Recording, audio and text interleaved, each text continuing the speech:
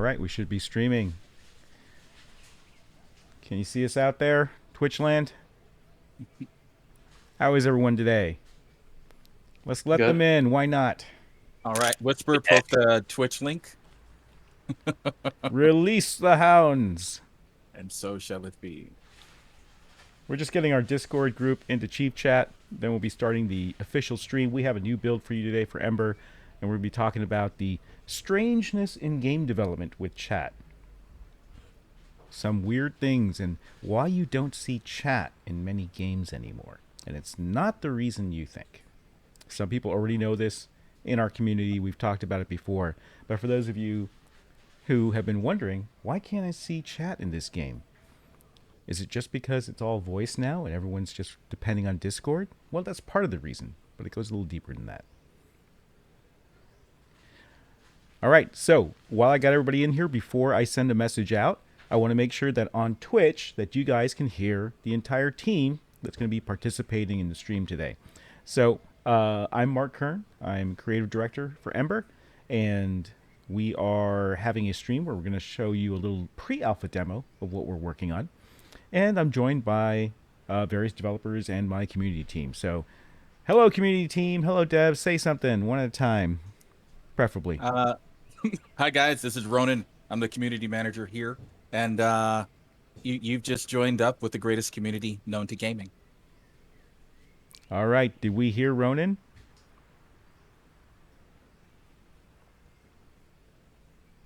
All right. We were smart this time. We actually did an audio check beforehand.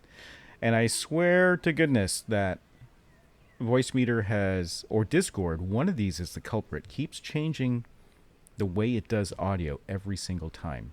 So I have to like reboot Voicemeeter or do a bunch of funky stuff to get it to work. Doesn't seem to have a problem with the game. Doesn't seem to have a problem with my microphone. But definitely when we're trying to do everything together, it's a problem. And why do we do everything together? We do everything together because we do raffles on the stream. And we do them in Discord. So it's important that you be able to hear what people are saying in Discord. So if you haven't yet, join our Discord server so you can participate in the raffles today and get prizes like access to the early dev builds, unique skins and items that you can't get anywhere else, because we are preparing for Kickstarter for Ember, and we get to show you every week our progress on the build. So for those of you new, thanks for joining us. I'm going to send out a message to everybody now to let them know that they should join in, because we had a bit of a snafu today. I'll talk about that in a second. What day do we not have a snafu? It's just different kinds of them. Hello everyone, Chief Chat and stream is starting. Twitch.tv Grums EM8ER.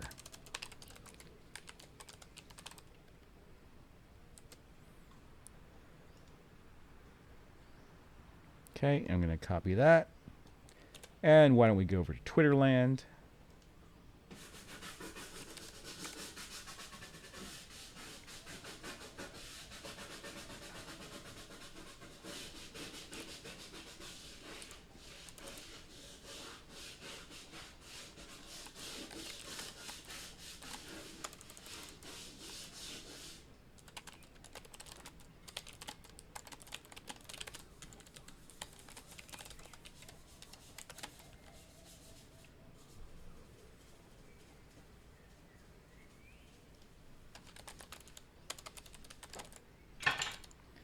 Raffles and prizes. All right. Here goes the tweet. Everyone ready? There's the tweet. Okay. I can see Twitch chat. I can see Discord chat. We are green across the board. We are good to go. All right. I'll do the introduction again. Basically, welcome to the Ember stream, where we stream the weekly development updates from our pre-Kickstarter, pre-alpha MMO, sci-fi MMO in progress, Ember, which is Mechs versus Kaiju, and with a little bit of fan service. We got some waifus, we got some husbandos, and we're going to show you a little bit of that progress today too. We are going to be doing raffles in Discord, so if you haven't joined our Discord, do that. If you haven't followed us on Twitch yet, please do that so you get the updates on when we stream. Normally we stream Tuesdays and Thursdays at 11 o'clock, and we had a little snafu on that. We sent out an email saying 3 p.m., and we quickly corrected that this morning. So I apologize for all of you Europeans who got your hopes up for a 3 p.m. stream. I can see there's a demand for that. So now that I see that, maybe we will make a 3 p.m. stream one of these days to help you guys out with that. It depends. We're already streaming twice a week, which is quite a lot when we're spending time on development. Sorry for the email. I think the email was really well written. We have a new writer. Normally I write them and they're full of typos because I'm like in a massive hurry. But Nethril is writing them now. He's our staff writer, and he did a really great job on the email, but I didn't catch the time. And he doesn't watch the streams because of his job, so it conflicts. So basically, Toshi says, I can stream all day and cover every time zone. I'm just being lazy. Yeah. Who am I, Ludwig? Am I going to do a 24-hour stream and keep pushing it? Now, for the record, guys, not every email will be written by Nethril with his extra skills. So some of them will still be a little bit juvenile from people like me. I apologize now. we had a little juvenileness here. I mean, he wrote that I'm going to call them, I'm going to say that this build has chat with adult emoji support. And I said, you should do it. And he's like, I don't know if I should say that. It's like, you should totally do it. But put it in air quotes because of what we're about to show you. All right. So now to best demonstrate this build, I need you guys to log in with me. But for some reason, uploads to Amazon's storage service is taking really long today. So I actually, while I'm streaming, I have another 26 minutes. 26 minutes before I can enable the build for you guys to download. And that's with streaming. And it was 2 hours. I started a while ago. And that was very strange. I'd never seen that happen before. Hopefully that's just a temporary hiccup with AWS. But I'll go ahead and show you what we're working on. So we've been promising this build for last week, but we unfortunately ran into some issues. We weren't able to do it last week. But I'm going to go ahead and... All right, can you guys see this? All right, we are now in the game, and you will notice that I'm dead, first of all. That's okay. Let's see who are running rampant across the map still. We did turn down their spawn rate a little bit. But this is a good chance for me to show you that in the lower right, you now see a text box. And you see a text box, and you can see names, and you can see chat. And this has been Fillmore's thing. His baby for many weeks now has been getting chat up and running in there. So you definitely want to thank him for that. And there's still, I want to tell you, it's still raw. Remember that we give you builds that are sort of like the raw builds, hot off the presses. We are, we are showing you stuff as it gets developed, and we're getting your feedback, which we find really invaluable for how to do this. So I'm going to show you a little bit of how about chat works while I'm dead. So I can obviously do things like say, here, I'll date myself. What's up, everyone? Okay. But we've done something else. So we have emoji support. So you can say, what's up, everyone? Smiley face, and it'll parse it and give you a smiley face. Of course, I can do things like a frowny face, then a little winky face. So we truly have, groundbreaking. Yes, it's absolutely groundbreaking for most MMOs. I think BDO does emotes, but they have their own emoji set. But there's another thing you can do, and I don't think I can do it properly here in death mode. Oh, I can. But we have chat history that exists even if past you're beyond the point where you logged in. So prior to you logging in, you can see the chat that you missed, and we think that this is going to be really useful for guild chat. And this is something that everyone on Discord's like, well, we already have that on Discord.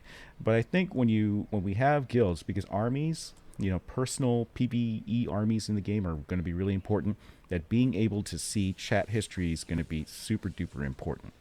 So the other type of emoji support that we have is, using codes like this. So I can do, I don't know, can I do wave? Will that work? Yep, there you go. There you have wave. We support a whole bunch of them.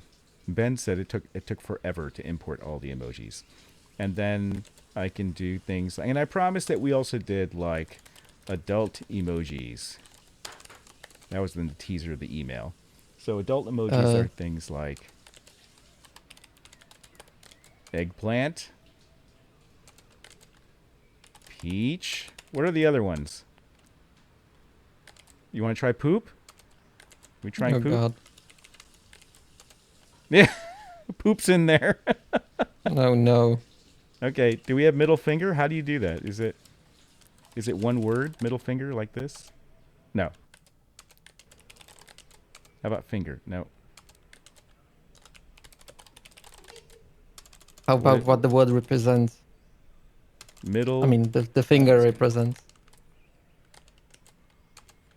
Oh no! And instantly banned from Twitch.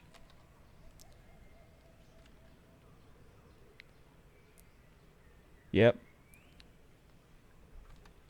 So, yeah, these are just little refinements that I think have been long overdue in MMO chat. It's like, why don't we have good emoji support in MMO chat? Maybe that's the reason right there. Middle finger. And why don't we have chat history in chat from beyond login? So these are just little tiny details, right? But I think the little tiny details add up. And much like no one has paid attention to refining MMO chat for since WoW came out, basically, I think that's true of the genre in general. I feel that the genre is very stale. And so what we're trying to do with Ember is we're trying to, revitalize the MMO genre. First of all, make it very action-oriented. And then pay attention to little details. It's like, where can we push? Where can we polish a little bit? Obviously, there's some major differences, like we do dynamic events instead of quests. Why are the reaction circles dark? What are the reaction circles? And, right now, we're getting every day a little bit closer to feeling like an MMO. Getting chat in there was a big thing. I think having a sense of world is going to be important, so I want to blow this whole area up and replace it with a much larger zone, especially since we have like effortless gliding. Okay, I'm seeing that game volume's really loud. Let's go ahead and take care of that. Okay, so let's go ahead and pull that game volume down a little bit. All right, how's that? Can you guys hear me better now?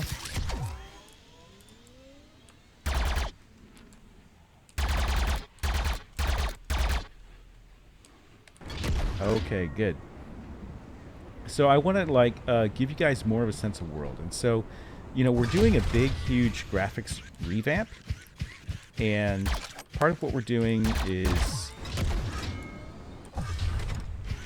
Oh, hang on. Got this weird thing going on again. Part of what we're doing is redoing the landscape. So Ember actually starts off as a frozen wasteland. So we're going to be getting that in there. And you're going to see all this for the Kickstarter. We're holding back graphics, a lot of the graphics updates for the Kickstarter reveal, because we want something fresh that our 30,000 community member strong team is going to be able to say, oh, wow, I've never seen that before. And we're going to work on the gameplay, right? So we've been working on things like the guns. And so for those of you who've been playing, how are the guns feeling these days? And how's the motion sickness? Feeling a little better? I actually can't see Discord chat right now because I totally foobarred this. All right, let's put Discord chat up here. And what you guys said is that the sound effects need to be better for the weapons. How many of you feel the sound effects need to be better? Hey, J-Balls, thank you. Can I say that on stream? Too late.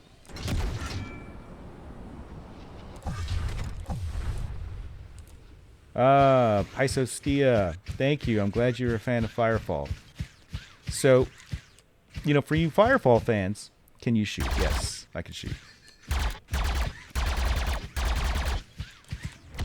We can go first person too.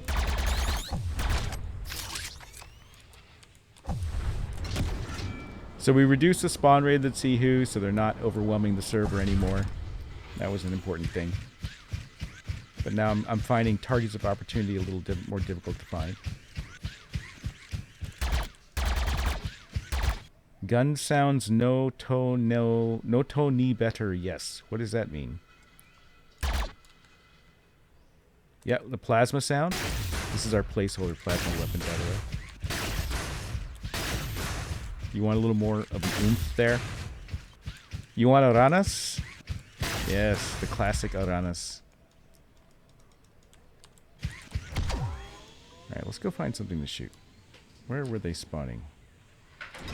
Somewhere over here.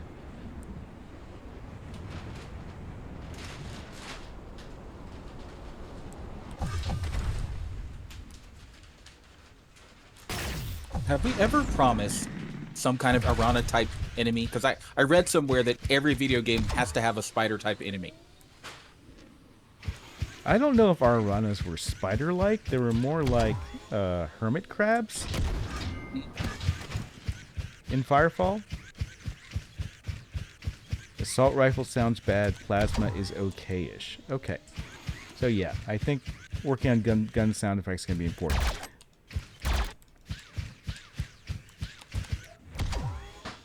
Okay, this is weird. Where did I leave the Tsihu?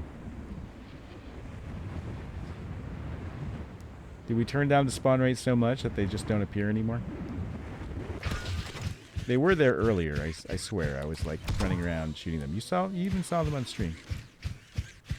Okay, I will just wait here.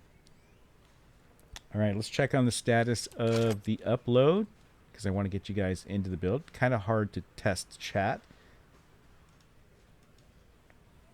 if we don't have baddies to show you.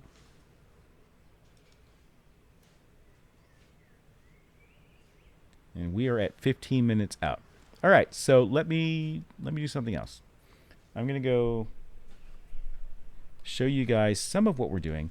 So a lot of you have been asking for the hub demo that we promised, and I've explained to you that the hub demo was a lot more work than we thought because we had to prep the male character and the female character. And so getting the female character done, I mean, that's mostly done. Getting the male prepped is important, and then being able to clothe them is important. Well, I have a little update on the male for you. So I'm going to go ahead and go to OBS here.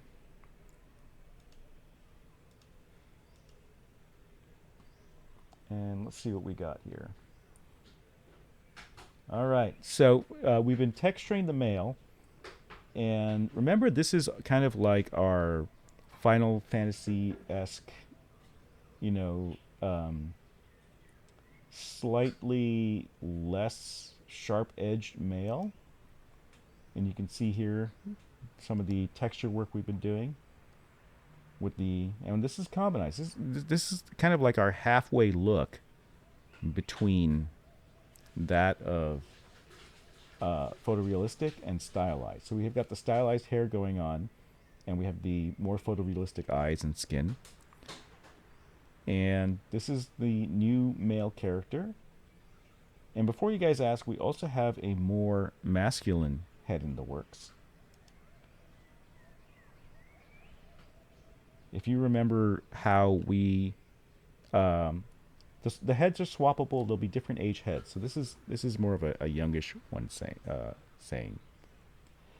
And we do husbandos, right? And so we can't just we're equal opportunity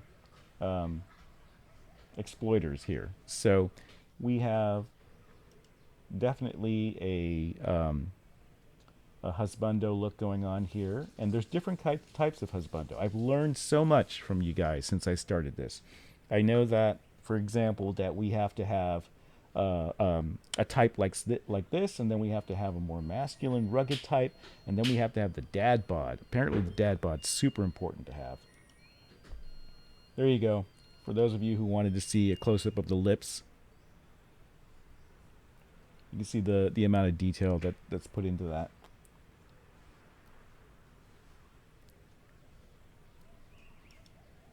And then this is like an overall shot. And, you know, there's different makeup options. So this is with a little bit of eyeshadow under the eyes here. They're little smoky eyes. And we will be giving you different options too. So you can sit there and you can make them different things. Now, I'm interested to know what you guys think of the hairstyle, right? So, first of all, there's two things that I'm curious about. One is, how do you like the hairstyle in general? And the other thing is, what do you think of the stylized hair in combination with this face? So let me know in chat. It's kind of Square Enix, yep.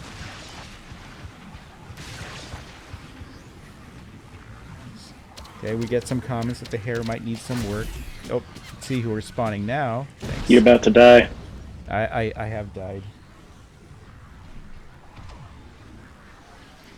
Okay, I'll stay in this while we're asking questions in chat. So I generally don't care too much about hairstyles, says Crocky. I'd have to compare it to something else, says Zanira. Okay, because the other type of hair we can do is obviously we can do a different style, but we can also go with the more realistic hair, right? So we can do that as well. And I don't know which way to go. I'll tell you the truth. I don't know which way to go, because when I show this to people, people go, "Hey, that's pretty cool," but they're not sure about, you know, the thing that immediately stands out to them is they're not sure about the hair. They're not sure about the hair when I show people this. So I'm kind of like showing you guys now what the hair is like. And usually you see this hair on much more stylized characters like Overwatch or, you know, Apex Legends, things like this.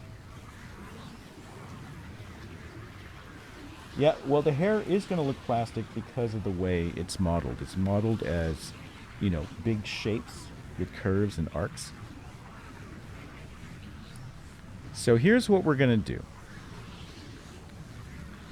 We are going to try two things. One is we're going to try a different hairstyle. And then I'm going to try the more realistic hair, more realistic eyebrows, more realistic eyelashes, more realistic hair. And then we're going to have you guys vote, because we like having the community give us feedback on this, because we don't want to make a mistake. And I'll explain why. There's recently a trailer that I became aware of for, I won't say an indie game, I think it's a mid-tier game.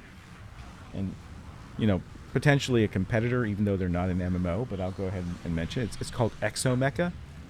And Exomecha had a very interesting trailer where they showed a lot of action, and they showed, you know, people on foot, and then they showed people in mech suits running around.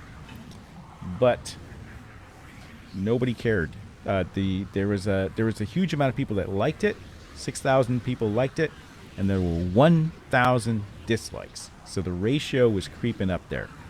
And the reason for it, if you look at the comments, is the first thing that stood out to people was the janky stealth kill animation. Basically, it was like going up to a guy, tapping him on the shoulder, giving him a hug, and saying, "Hey, would you hold this knife for me in your heart?" And he goes, "Sure, bro." And you just slip the knife in. It was very sleepy.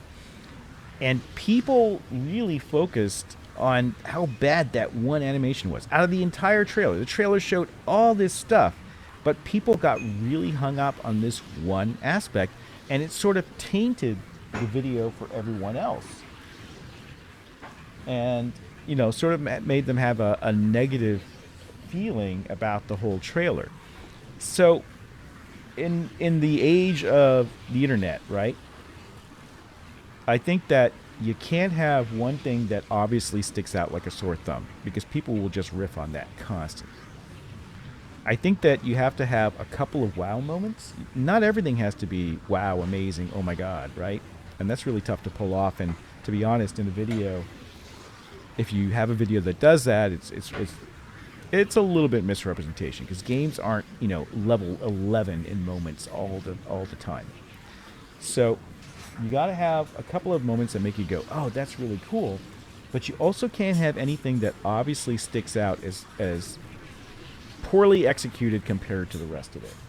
So this is or just different. Like it doesn't match. Like it really bugs people. And then it sets off a bunch of comments about that. So, what I'm thinking about the hair is I think the hair has that sort of potential to sort of distract people from the rest of the trailer, right? So that's what I'm talking about. I'm talking about the psychology of doing game trailers, which is very, very difficult now. People want to see, for example, gameplay. Nobody wants to see just pre-rendered stuff anymore. It used to be that everyone, nobody cared, but you got to show gameplay. And when you show the gameplay, you got to show your best foot forward. And you have to not make a mistake. Because if you make a mistake, even if it's just one scene in the entire video, that's all people will talk about. Right? That's all people will talk about. So I'm going to show you guys some of the stuff that we're doing. Not all of it. In order to make sure that we don't have like a sore thumb sticking out, right? That's going to detract from everything else. I'm basically vamping for time here because it's hard to demonstrate chat unless you have a build. But I am uploading the build here, and we are only 6 minutes away from the build being ready. Then I'll release it to everybody, all eligible backers. So all eligible backers will be able to download the build in roughly 6 minutes. And when we do that, we can check out chat, see how that's going. But otherwise, I might as well bring us back to the game here. And what questions do you have for me? Oh, the eyeball detail is great. Morcolosis Gate Strider says, thank you. Yes, there might be, it is lunchtime, and the kids are home, so you are going to hear some potential dishes. The hazards of streaming during COVID-19. There was a question that was asked earlier today about the light frame. Is the pilot suit being worn in that picture? Is that the default pilot suit, or is that not the default pilot suit? That's not the default pilot suit. It's going to be whatever G suit that you have. And obviously we have the Founders G suit version 1, Founders G suit version 2. And for those of you who are Founders, you'll wear that. Then there'll be a default one as well. So it's whatever G suit you're wearing, which is the flight suit that your pilots wear, or your skin is going to be what you're going to see in that frame.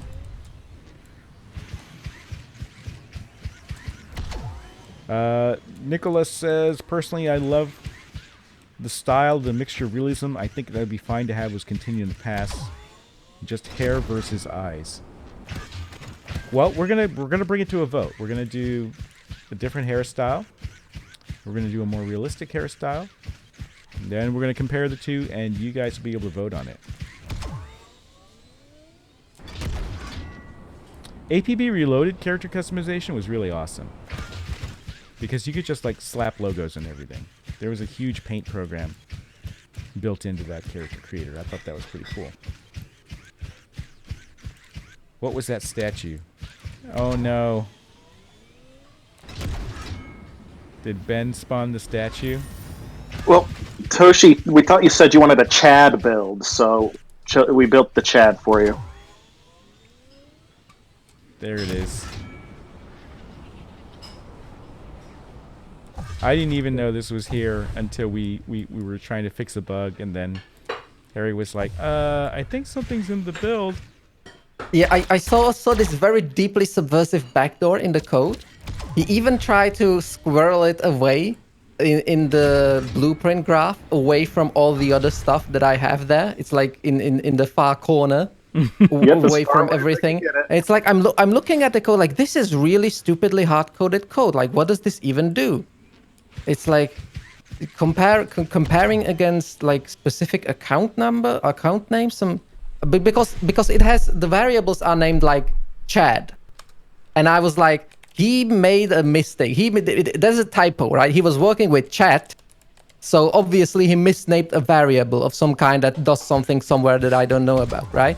So I thought it was just a typo, right? It's something to do with chat system, and he just swapped T with D's, like close on the keyboard, whatever. I didn't care.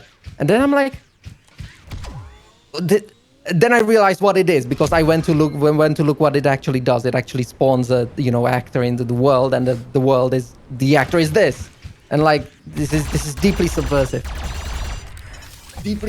backdoors. I disavow. Well, I guess that's our first kaiju in the build. It's Chad. Dear God. Dear God. All right. Let me go ahead and die here, and let me check on the status of the upload.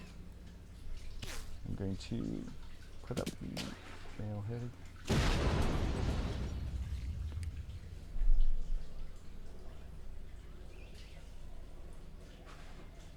All right, Synaptic Neuron says, I think the idle post of the medium Omniframe looks a little stiff, just kind of standing there straight on there. It looks a bit strange when the rest of the moveset is so smooth and active.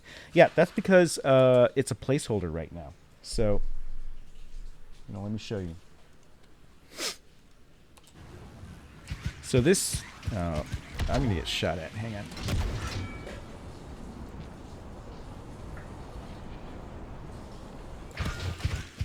Okay, so this stand is basically very generic because it's part of an existing animation set that we licensed, and it is not the Omniframe stand. I actually have a different stand planned for it, but we're waiting on, there's no point in doing it now because the plan is to tweak the animations once we have...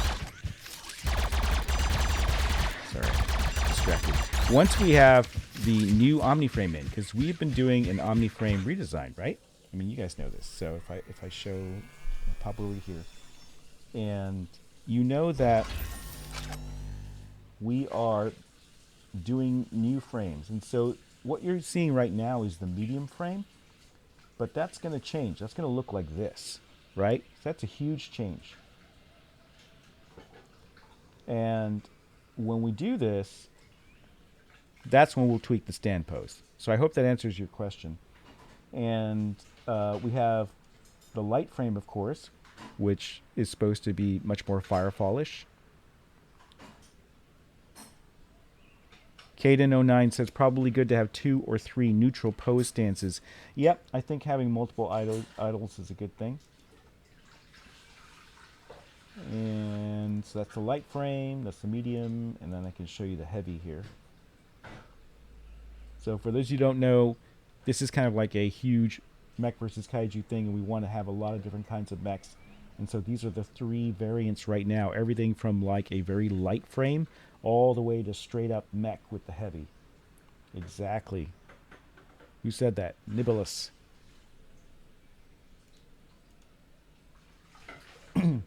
So there's a size comparison between these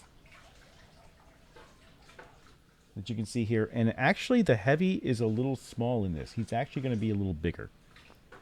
So the mech is going to be bigger than this. The heavy is going to be probably another 30% larger, because the pilot sits right in the chest. And the medium frame has both an exposed view as well as what we call the hard driver mode. So it's got a covered carapace, basically. And in the light frame, this is the default look, but it specializes in melee. So the light frame is going to be very high speed, very mobility. It's going to have wall running. It's going to have dual melee weapons as well. So right now we have like a concept art. If I show you the light frame, this version of it, you'll see that it has optional power fists that are here on the frame. And so this is where we're going. This is where we're going with the art pass. And so the question is, when will we improve some of the animations, like the stand animation on the Omniframe? That's when we have this. So when and you're going to see prototypes of these in the game, right? Because we need to start. We have enough monthly patrons to do the light frame in the build. We're going to go build it out, but but that's going to be blocked out in the game first. So you're going to see the characters running around, but they're just going to be wearing gray blocks. It'll be like placeholder art. And then once we have that working in the build, on Kickstarter, you're going to see us swap the art out for the final models, just for effect, right? Just for visual effect. Because we stream twice a week. And we don't want to like reveal everything, before the Kickstarter even happens. All right, so the build is uploaded. I'm going to go ahead and log in to the site. Put it up here. So let's see. Let's go to downloads, and I'm going to do M3 backers first.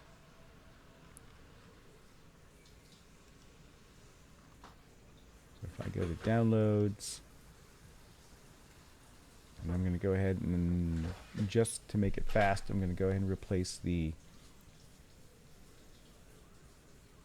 latest See Who Overspawn build with the latest version of this, which is the chat build.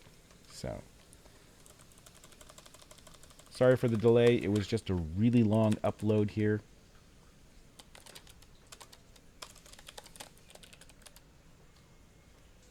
And I'm going to grab the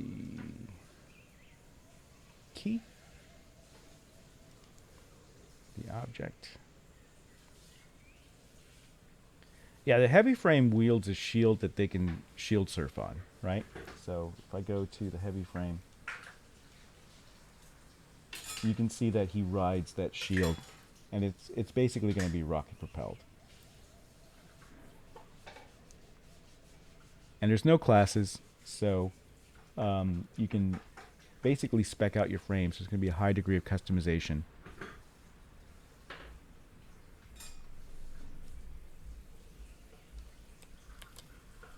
Okay, let's do this. I'm just getting the build ready for you guys to download.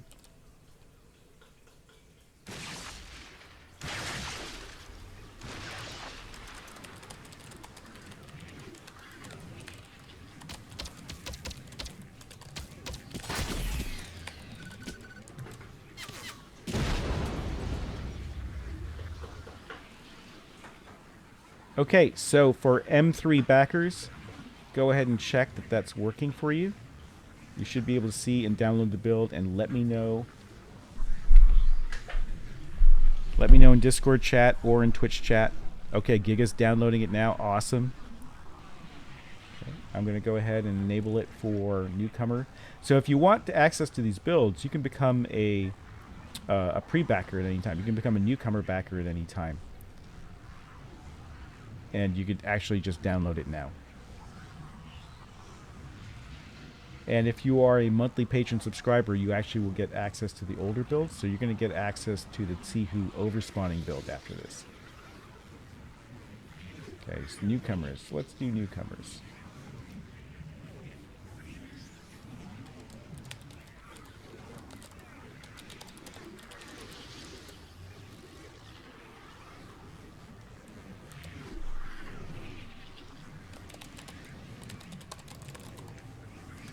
Chat enabled with emojis. Help us test our comm systems.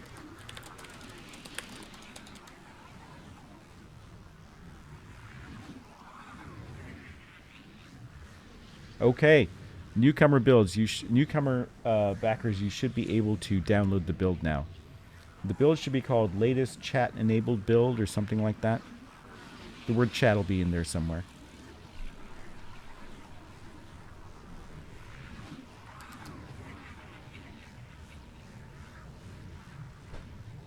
I'm going to go ahead and enable chat. Let's see.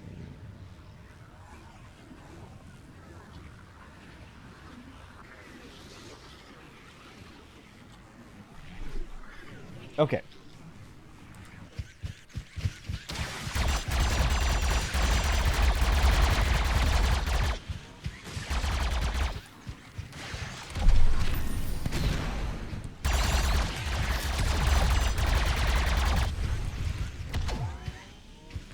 So, right now I'm thinking about getting stuff to feel a little snappier overall.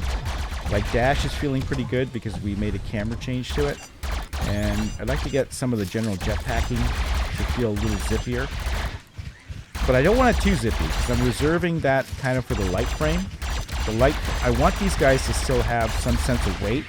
The medium has medium weight. The heavy's going to have a heavyweight feeling. And, you know, I want to make sure that I get that going. And so the medium, you know, could use a little more pep, though. Especially the gliding is a little bit tepid right now. It used to be a little zippier.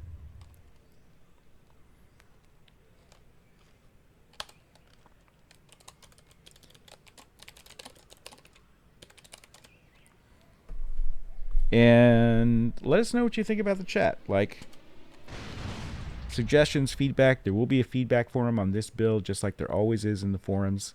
Community team will post that up there. So mostly the chat that is currently in there, it's mostly just the skin on the skeleton, just the bare necessity needed to demonstrate the functionality of the backend that was implemented. Right, the backend was most of the work, and the chat sort of display. That's a whole sort of work and field in and of itself, right? How do you present the chat to the player? Do you allow to resize the window? Do you allow scrolling, and exactly when? Do you have a search function? Do you have an emoji picker? All these things, all these front end sort of development, it's one of those things that we haven't really done before, and it's one of those things that's different from the back end end of development. Well, the only realistic front end that we've done was the option screen, right? And it's that's what it is. Not particularly groundbreaking there either. So the front end development, obviously, it's important in the sense of that's the thing people interact with, and having it be, you know, bare bones is not desirable. But we will definitely focus on getting it better, having the modality of interaction with it, right? So there can be different, like, extreme situations wherein it's going to do extreme unexpected things, right? And all of that has to be QA'd and tested out. Programmers always get nervous when you show features that are not fully polished, but you know, that's what we do here. We try to be really transparent with the progress of the game and our builds, so we show you the stuff pretty early. So yeah, Harry's right to point out that, hey, this stuff is pretty bare bones, and honestly, we weren't going to have it at all. And the reason it was an issue, strangely enough, and this is a reason I was alluding to earlier on stream, is that you're seeing chat become rarer in games, especially if they're not an MMO. And part of the reason is obviously the rise of voice communications, the rise of Discord, and things like this. But a non-obvious reason is that there are new laws in the United States for United States developers that say you can't have chat unless you fully support people who need text-to-speech and speech-to-text. And there's no good middleware for that yet. There's nothing good that will that'll cheaply and easily be available to indie devs to do things like voice to text and text to voice, right? Especially voice to text. And so that is why, and for every day that you ship if you ship a game and it doesn't have these features in it, you will be fined. You will have to pay a daily fine if you don't have these sort of accessibility features in there. And accessibility is a good thing, don't get me wrong. But it is a problem right now because there's no way for indie devs to sort of do this easily right now. So we just did it anyways because we said, look, we're in pre-alpha, right? And we are aware of accessibility issues, and we want to make our game accessible, and we want to get early feedback on accessibility. Let's just do it now. And then, when we ship, we got to have a solution. So by the time we ship, we have to have a solution for text to speech in chat and speech to text. There has to be a way to accommodate that. So that is the reason why you see a lot of games now, they don't even do chat. They don't even do it because there's no easy off-the-shelf middleware to do it yet. But there will be. People are working on this and definitely looking forward to that.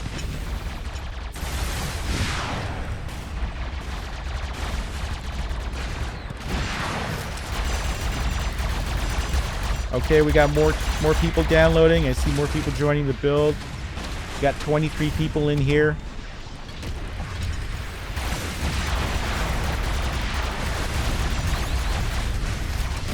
Looking much more lively now. We got a thumper call down over here, mining some resources.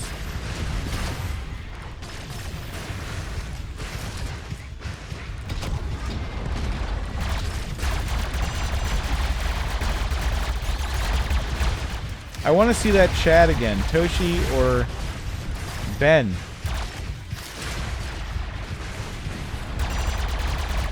Let's see your Easter egg. Let me go pop it up. Your unauthorized Easter egg. It was this close from disconnecting it.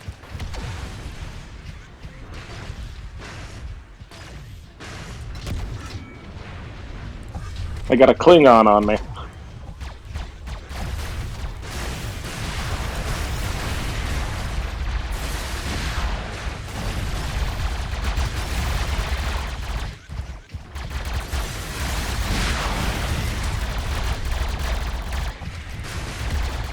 Yeah, there's a lot of compliance laws in the United States, and they just get more every year. And there's more and more compliance laws for games. I think... Oh yeah, Valheim is not US based. I'm not sure if it applies to just US based developers or all products sold in the US. It's definitely US based developers. I don't know. It's game developers and publishers, at least from what I'm looking at. So the law is called CVAA. I'm not even sure what it stands for. Communication and Video Games Accessibility Act. And one of the points, interestingly enough, in here is that the game developers and publishers are required to maintain record for each game describing, one, their efforts to consult with people with disabilities about accessibility barriers and solutions. So this is very obviously a racketeering scheme, extortion racket. I wouldn't go that far. If you literally write, Harry, into the law. No. Let's not talk politics on stream. This is my view of games is that it should be like a watering hole, right? This is where it's a chance to escape from politics and do what we want to do as creators. I mean, creative freedom. But I tend to I don't want to discuss that stuff on stream. It's whether or not it's a law that you agree with. You know, that's obviously everyone's has a personal opinion. I have a personal opinion about it. I'll just mention that it makes it very difficult for devs to comply with this, because if you're a small dev, how are you going to write all this software, deploy it to servers, and make it cheap enough that you can run it in the cloud and service chat? So that's why you're seeing these issues. And yes, Toshi, did you sculpt this, Chad? Is this your work? Is this the new male model? Did we finally debut the new male model for the game? And it's a Chad. Careful, if you run into him, he knocks you out of jetpacking. Uh-oh. Let's see. Nope. I mean, it's messing with my camera, but I'm able to jetpack through them. Or I was gliding through them. Let's try jetpacking, not gliding. Oh, yeah. That's weird. So I guess Toshi and Ben wanted to get this in for the stream today, and they have succeeded.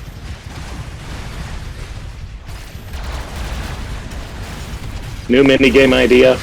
Chad spawns once a day, and he's just a huge bullet sponge. Kill him in 5 minutes.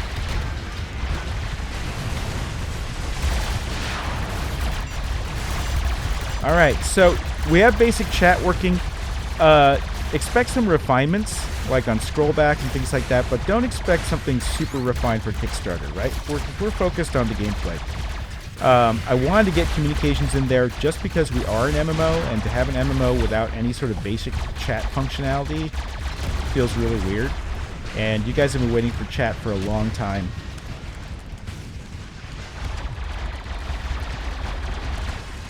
So whenever front end like this is introduced, you usually what you usually end up doing is introduce a lot of customization.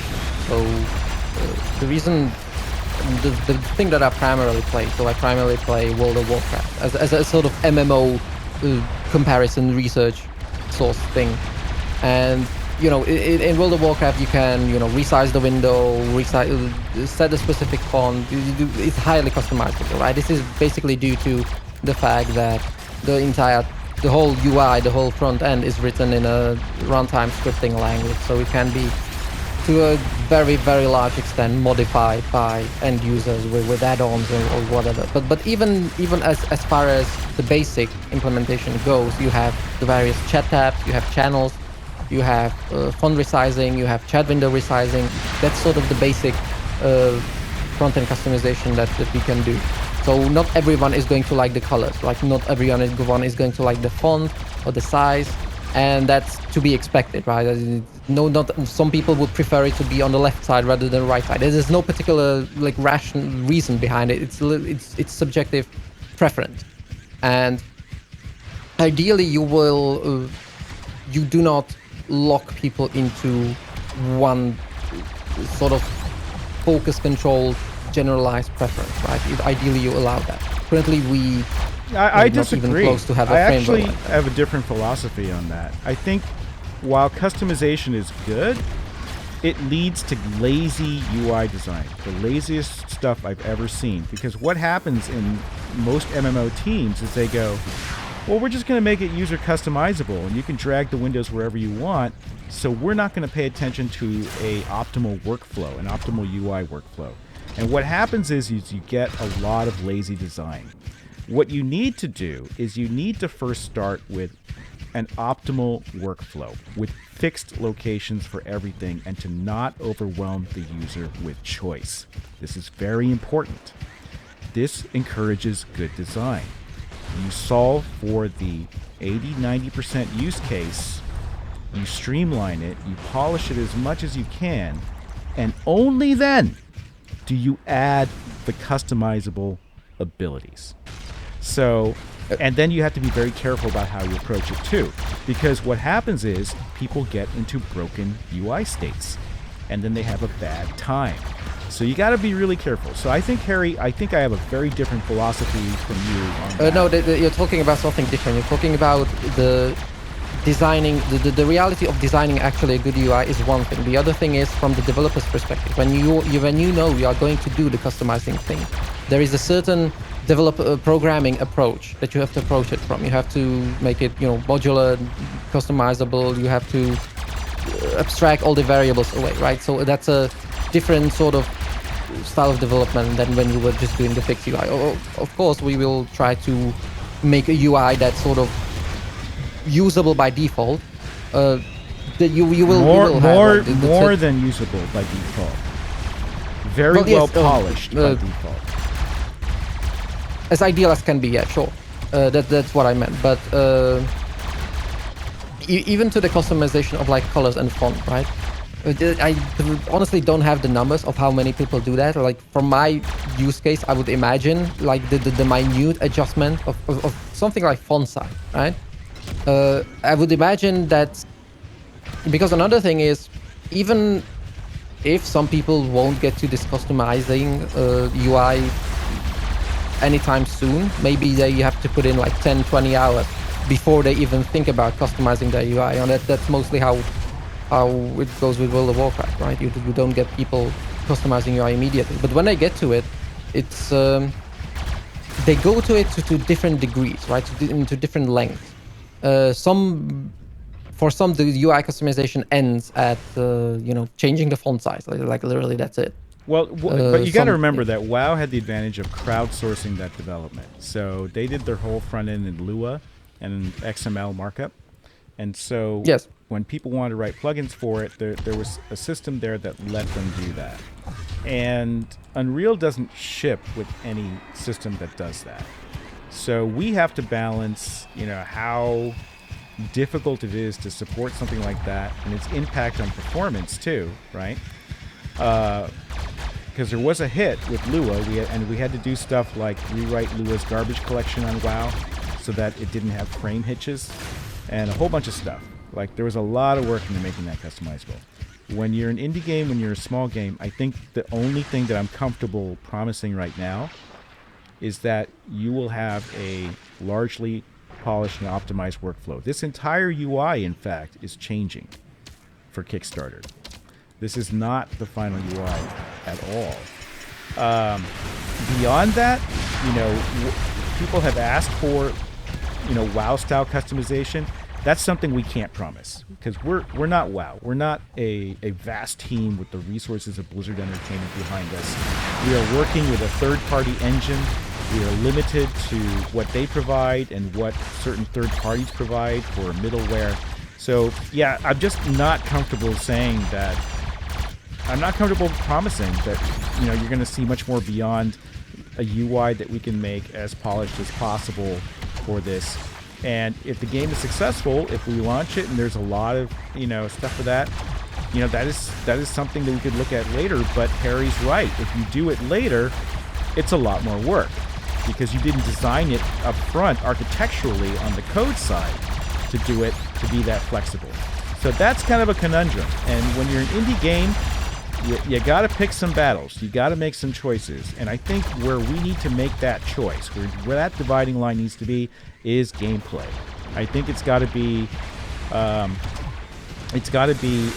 how the game plays. It's got to be in our weapon systems, our crafting system, our invasion system, and everything else. And and I think Valheim proves that. You can't modify very readily the UI in Valheim or anything like that, and you're kind of stuck with it. But they put the emphasis in the right place. They put it into the gameplay because as a small indie dev, you got to make choices, right?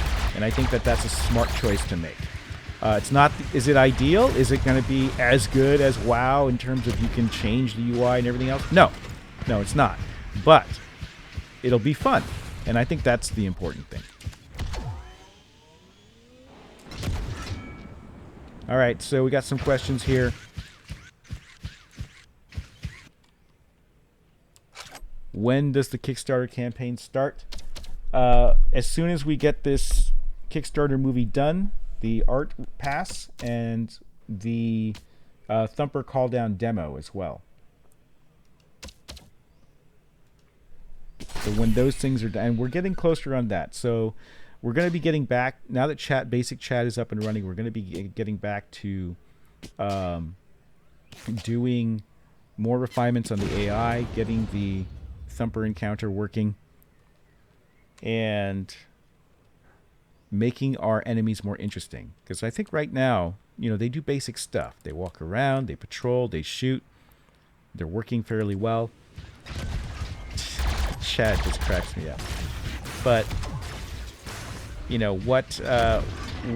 what needs to happen is when we do the call. And what is the call down? So basically, you can see some people doing it, but Ember is a resource gathering game, right? So the idea is that you scan for resources.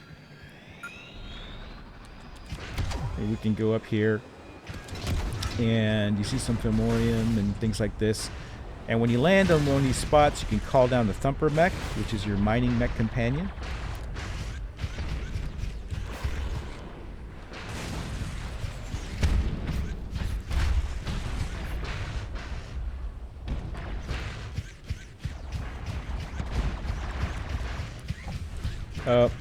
N7 Merrick says, This build is running nicely. Cat says this is giving me nostalgia. I hope so. I hope you're getting Firefall vibes off of this. And the encounter we're working on for Kickstarter is just this mining encounter. So the Thumper goes around mining ore that you have to gather up. And during that, there will be waves of attacking Tsihu that appear. And that's what I'm really looking forward to, is getting that working. And during that, there's stuff on movement we want to tune. There's stuff on weapons we want to tune.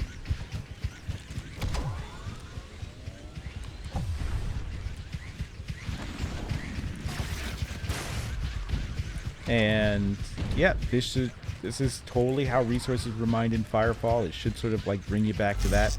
The difference is that you pick them up. Does anybody know why we have you pick them up? Any armchair designers out there got a guess? Or players with astute? Why would we have you pick these up?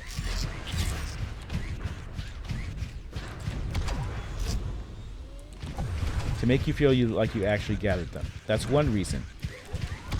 There is one okay, here's the reason that I'm currently thinking why picking up resources is going to be important. And that's because when you have so much air mobility like this, right? There's no reason to go to the ground. You could stay up here and you could do all your combat from the air and everything else. And we don't want that. We want you to have reasons to go to ground, and having the resources spawn on the ground gives you a reason to engage and take a bigger risk for those resources. Who said risk? Risk reward. That's what it's about. Somebody said that in chat. I missed it. Loot share is not a thing right now. That's for sure, just because we don't have any sort of loot sharing implemented yet.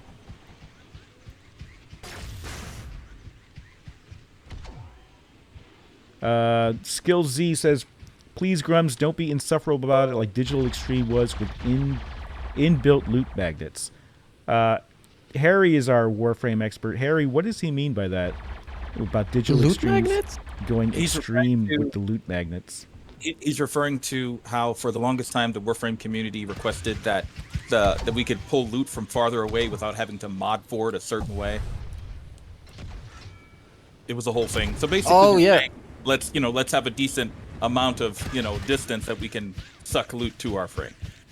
Yeah, so I didn't really experience problem with that because I was always using that that companion. That was basically a way for you to. I think by default you literally have to walk over everything. I mean, I don't know how it's right now. When I was playing it like several times over 6 years, right? Almost the whole time I was using that vacuum sort of carrier thing. It's like a companion pet that sort of gives you certain stats and abilities. And his job was basically hoovering up from increasing your pickup distance. That was basically his job. And he wasn't doing anything. It was just you increasing pickup distance. That's it. And basically, I did not really did not have any issue with it. I mean, I did not register any issue with it because I was using it literally for 7 years. So what were people complaining about in Warframe then? I don't know. I didn't pay attention to community any. That it was on that specific sentinel, and you couldn't just have that same general distance without slotting that specific sentinel. And I think for a while it might have been stuck to only that sentinel. So Yeah. to use it, which is super frustrating. Point is, people just want better. They don't want to have to do this whole dance or stick in a certain way just to have a decent range pulling their stuff. Oh yeah, so that's a problem where you end up railroading players into choices they don't want to make, but they have to do it because it's optimal. So I could see that. So everyone who wanted to be able to loot more effectively had to have a sentinel, right? Yeah, and that specific one even. So it was that specific sentinel with that specific mod. It was just, people didn't like that. Insofar as, I mean, it wasn't. I mean, I didn't really. Well, I guess I was always using it, right? So I don't maybe I don't have a really objective view on this. But the thing is, it's not. I'm not offending at anything. I think it's better if you.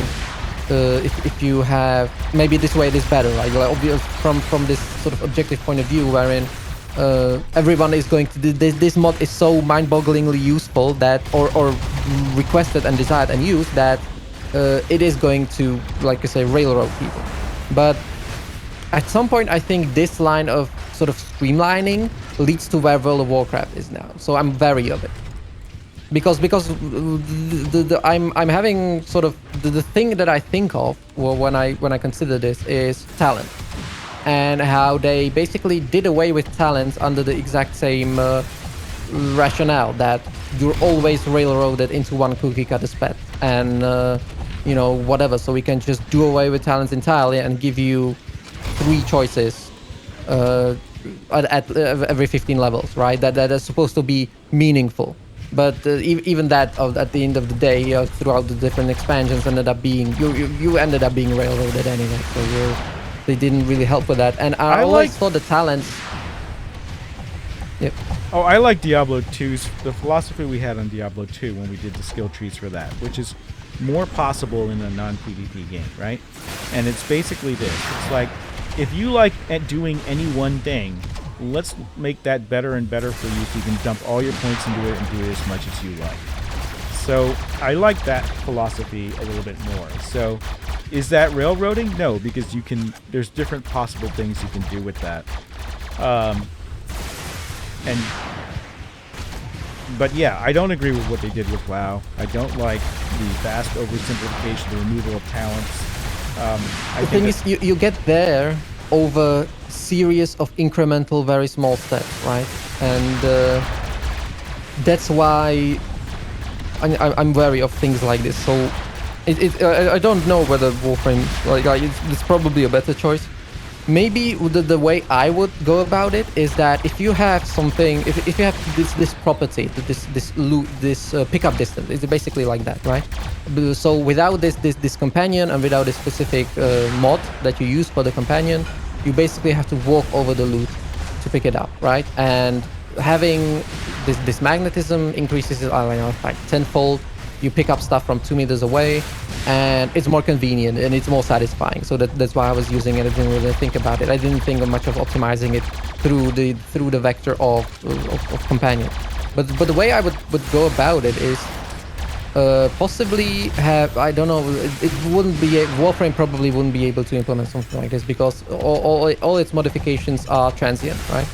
I would go about it by making it a property that you can permanently improve once you invest in it. Well, but then everybody would feel like they had to put their points into it. I mean, it depends how loot well, no. works. It wouldn't be like points that you allocate somewhere else, right? It would be it will be like a improved item, improved subsystem that you craft once, and that's it, right? You don't reallocate it somewhere else. It's not a balancing thing. It's just what should I compare it to? It's like buying a faster mount, kind of like that. You sort of buy it once and then you have it permanently, and you don't really trade anything off. The only thing that you trade off is the time that you invest in it, and that you could have possibly spent doing something else, but still playing the game. You know? All right, I'm going back to chat here for a second just to ask people how it's working. And I'm asking if people are experiencing any lag when they hit enter to chat. Because we were concerned about that earlier. The community team was reporting that there was some lag when people were pulling up chat on enter. Yep, text box less transparent. It needs fade out too. We plan to add fade out. Like Harry said, it's very basic right now. You have basic chat, and I think that's all. Oh, go ahead, Harry. Yeah, that was mostly I was hitting at. Like, it's probably the customization features is something that ran parallel in my mind. But the thing that I was primarily concerned about is the fact that you don't have these decorators, these front end perks of like fade out and chat contrast and all these kind of things that you can come up with when you're interacting with the chat window like that. It's not necessarily customization. Is sort of a scattered mind a bit well all the time. So I end up talking about one thing when I was wanting to talk about something other, and I end up mixing it up. So yeah, it mostly it is bare bones in the way that it's implemented now, and all the bells and whistles like fade out and anything that we can end up with. So for example, I don't know if Control C Control V works. I think it does, but because that's Unreal Engine by default, the text area is has these sort of basic features. To contrast, it's something like Windows Forms. When you're making up Windows applications, some text boxes do not actually have like Control C Control V feature. You have to implement it manually.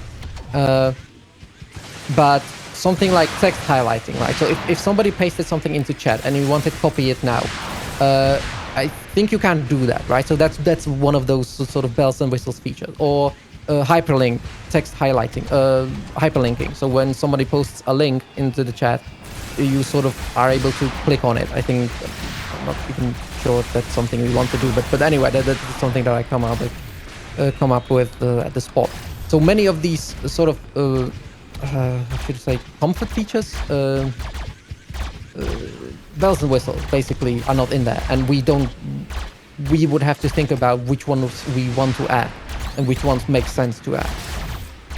Yeah, and if we do, and people have linked us, when I've said this before that Unreal doesn't have Lua support, people are very kindly in the community have linked me libraries that you can link in. We'd have to look at that because not every third-party library is well written, and sometimes there's negative consequences to frame rate or a lot of other things. And then it makes the job of developing the UI more complicated. So I think our focus for Kickstarter is, even though it's not optimal from a future development standpoint, if we're sitting here and saying, look, we just want to get to a point where we can do a Kickstarter, do a demo, get the funding for the game, start the company, that type of thing. We got to get to that point, right? And so we're going to have to make decisions like, okay, there's Lua stuff out there that the community has sent us, but we're not going to integrate it right now because we're really focused on the Kickstarter. Chat is just something that I thought was very important to get up in a basic mode, especially when it's a multiplayer game and an MMO.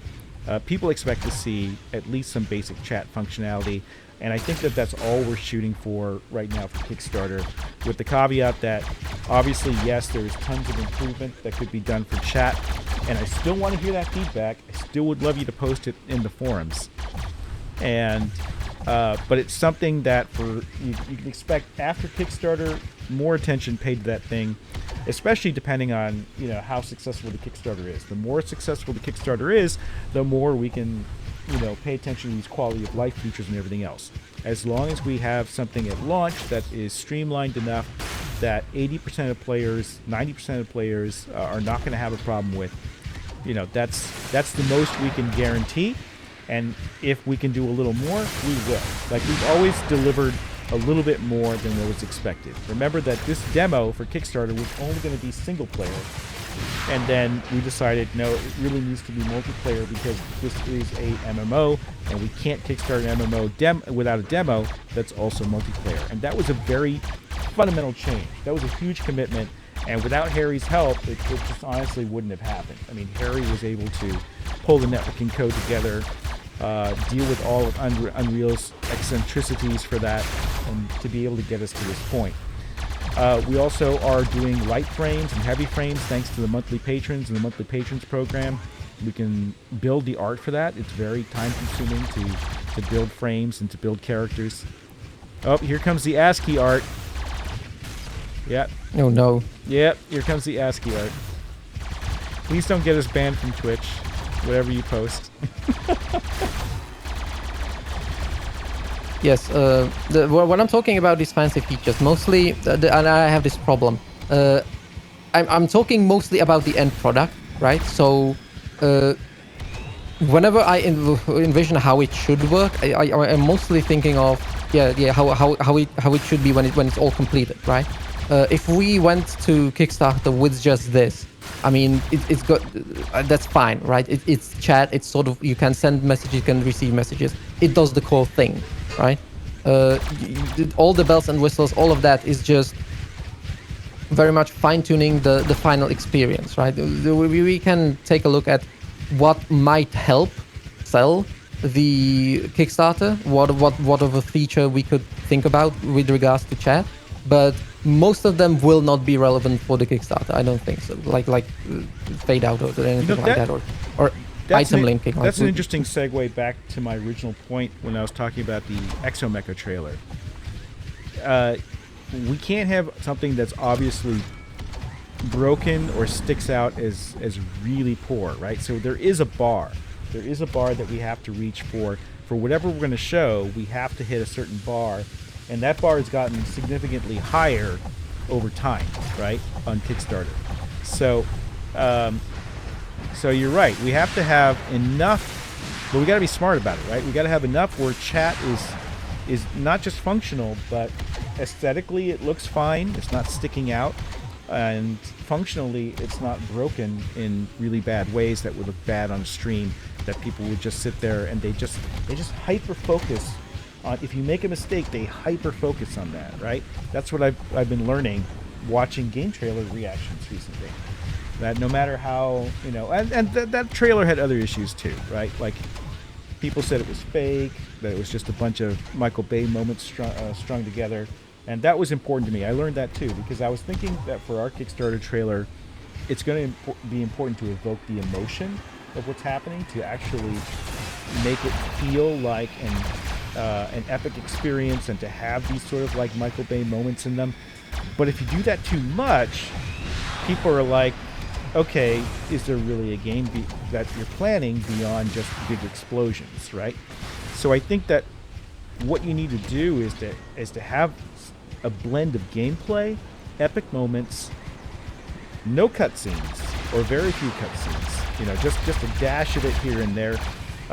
But it's got to be real. People have to be like, and that's why I think a demo is important. Like if Exomecha had a demo, people could stream and play while they had that movie. I think that would be one thing. But that's a different thing. They're not doing crowdfunding for that. They're a funded game. They're coming out. They have a publisher. All that sort of stuff. All right. Oh, people are getting good frame rates, Harry. Ultra settings running at 144 FPS. Jedi, what type of system do you have? That sounds amazing. That's good, because I changed nothing. Well, we did reduce spawns.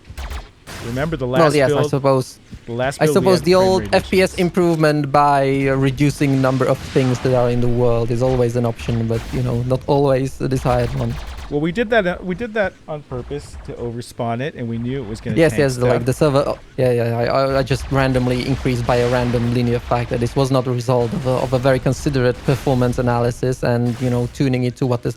No, I just put in a random ridiculous number, and that number happened to overload the server to the point where, you know, it was basically unplayable. Toshi has another theory, by the way. He says the reason the build's running better is because of the power of chat. Yes, indeed. Well, you know, I make a joke, but if the statue, I don't know how the statue looks. I don't have the stream actually turned on. If it's like a giant statue in the middle of the world, then it is possible that it doesn't. It acts as a render calling volume, wherein what's behind it isn't rendered. It blocks out the sky. Yeah, occlusion. Harry. Occlusion color. Yeah. Occlusion calling. Remember. How can I see my FPS? People are asking. If you hold down the tab key, you can see it. I have mentioned many times that I, at some point, will implement, make the FPS meter actually usable instead of, you know, very quickly changing number. But today is not today. Display an average and a peak and a low. Yeah, average it out. Yeah. That type of thing. If you install MSI Afterburner, you can get that too. For those of you who are super technical and like to measure your graphics cards every ounce of performance, if you install MSI Afterburner, you can get those types of stats. And you can see if we have frame rate hitches too, that sort of thing. I'm trying to show off the totem pole. I think I'm gonna have to zoom out here. So Harry, help me out. If I want to show a totem pole, I gotta switch it to ultra wide FOV, right? Not necessarily. If you want to zoom out, there we go. Whoa. Okay, that's a little too much. Wow, it's huge. But- Okay, we're stacking. And how many we got here? 1, 2, 3, 4, 5, 6, 7, 8, 9, 10, 11, 12. I think we're 12 high so far. What's the record in Firefall for totem stacking? Anybody know?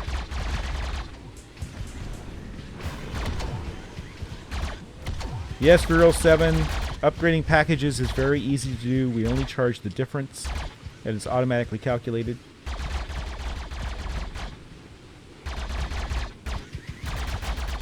Yeah, this totem's really tall. For those of you who don't know, in Firefall, battle frames standing on top of each other was a thing. And I'm zoomed way out here. The game normally doesn't have this super wide FOV that's probably making everyone on stream very nauseous. But this is the only way I could zoom out to show you how big that is. The other way is if you're dead, you can zoom around in free cam mode.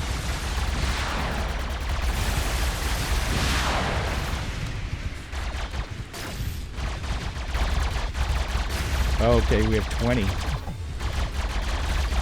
You know, it's weird to have chat after all this time because you forget it's there. You forget it's available. So now I'm watching 3 chats. I'm watching in-game chat. I'm watching Twitch chat. And I'm watching Discord chat. Riney Cat says this is what we call pro gamer FOV. Yeah, I don't know how pro gamers do it. They will do all sorts of wacky stuff to get an advantage in competitive gaming, and it's a hurl fest. Here's a on fun stream. story. Yeah, here's a fun story. Fortnite pros play in 4x3. You know why? Why is that? Aspect ratio. 4x3 aspect ratio. Because vert minus, that scaling method that Unreal Engine default uses, favors narrower aspect ratios, so they see more to the up and down. Because the opposite of vert minus, if you narrow the aspect ratio, what you can see, the more you can see to the up and down, basically, at that same FOV. So the benefit is that you see more on the vertical axis, so above you and below you, which incidentally in Fortnite is useful since you have the verticality to it. But yeah, that's... Well, this is an opportune moment to call out all the extensive work you've done for FOV support. So I'm on the option panel now, and you have third-person horizontal FOV, third-person vertical FOV, first-person horizontal, first-person vertical, and FOV scaling with things like vert minus, and then you have all these tooltips that explain to people exactly what these features do. And we did this because Harry loves supporting widescreen monitors and also supporting personal choice. So I just wanted to highlight just the amount of work he's put into this for you guys. So that it's not nearly enough yet. Yeah, I was thinking I'll change the font of the help display because it feels that font is not very suitable for reading large tracks of text. So you have to consult someone, or you're the decision maker guy. So go find me a font. Yes, sir. I will find you a font that's better. And when we redo the UI, we'll get with you and we'll figure out how to lay this out in a way that is a little better. But the sheer number of options right now is just incredible. And this includes all the mouse work that you've done too. Horizontal, vertical sensitivity, mouse processing. We have mouse smoothing now. We have your inverse mouse acceleration, which I think is working really well for the gun feel. I tried playing it on ultrawide. I popped the because usually I play in a window in this sort of ad hoc developer way. But when I for some reason when I popped up into the full screen ultrawide mode, like the 32:9, my ultrawide thing, for some reason it felt like I had higher sensitivity by just going into full screen. Maybe it's just a feeling thing wherein you see much more of the game. So maybe that's it, but yeah, we'll take a look at that. But yeah, in terms of how many options there are, I'm probably going to redo the layout, wherein I put the side panel, the panel that's on the left, wherein you choose the category on top. That seems to be for one, it's more popular way of laying out the option screen, and it's probably even more because everything is more centered, so it's more aesthetically appealing. And also, there will definitely be, and it will be for Kickstarter, the simple variant. So there will be a switch between simple and advanced, and you won't see many of you. You will see one FOV slider, you will see one mouse sensitivity slider, and only the relevant thing that won't scare people. The 90%ers, like the 10%ers can go crazy, but the 90%ers will get scared by a very densely packed option screen like that. I think I just messed up. Everyone's talking about defeating the Chad in the game and aiming for the bulge. He doesn't receive damage. He's not capable of it. Your words or bullets don't hurt Chad. He's not capable of it. Chad is not capable of feeling either. No, he doesn't have any kind of damage integration. He doesn't provide with bullets. He doesn't need it. Chad doesn't need damage. He deals damage. All he has to do is snap his fingers. Thanos this off. All right. I didn't lie that we do have Raffles. So what I'd like to do is I'm going to go ahead and I want to pull up an image here. First of all, I want to shrink the screen so I can actually see chat. And we're going to do a catch-up pack. But I want to... So for those of you who don't know, we do a monthly patron program where you can get skins for the release of the game, and in some cases before the game is released, when we make them, of different pilot skins, Omniframe skins, weapon skins, and things like this. And this month's skin is our redesigned Omniframe, our medium frame. Let me pull it up here.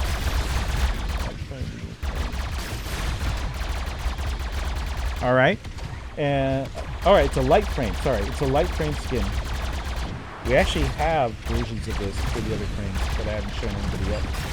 And this is the skin that you can get if you become a monthly patron, and there's only a week left on this. So if this is a skin that you want for your light frame, now's the time to sign up for it, because on the 15th it changes to another skin, and then this thing gets vaulted again.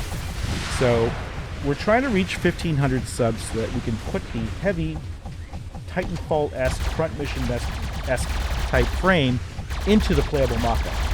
It's already we already reached 1,000. That was the goal for getting it modeled so that could appear in the Kickstarter movie. But I'd actually like to see this playable. And to do that, we need to reach 1,500, and we're at like 1,280 right now. Now, we got pretty close because we had a $1 sub promo for a while. We got pretty close to 1,500. Didn't quite make it, and it's natural for us to churn through and drop down a little bit.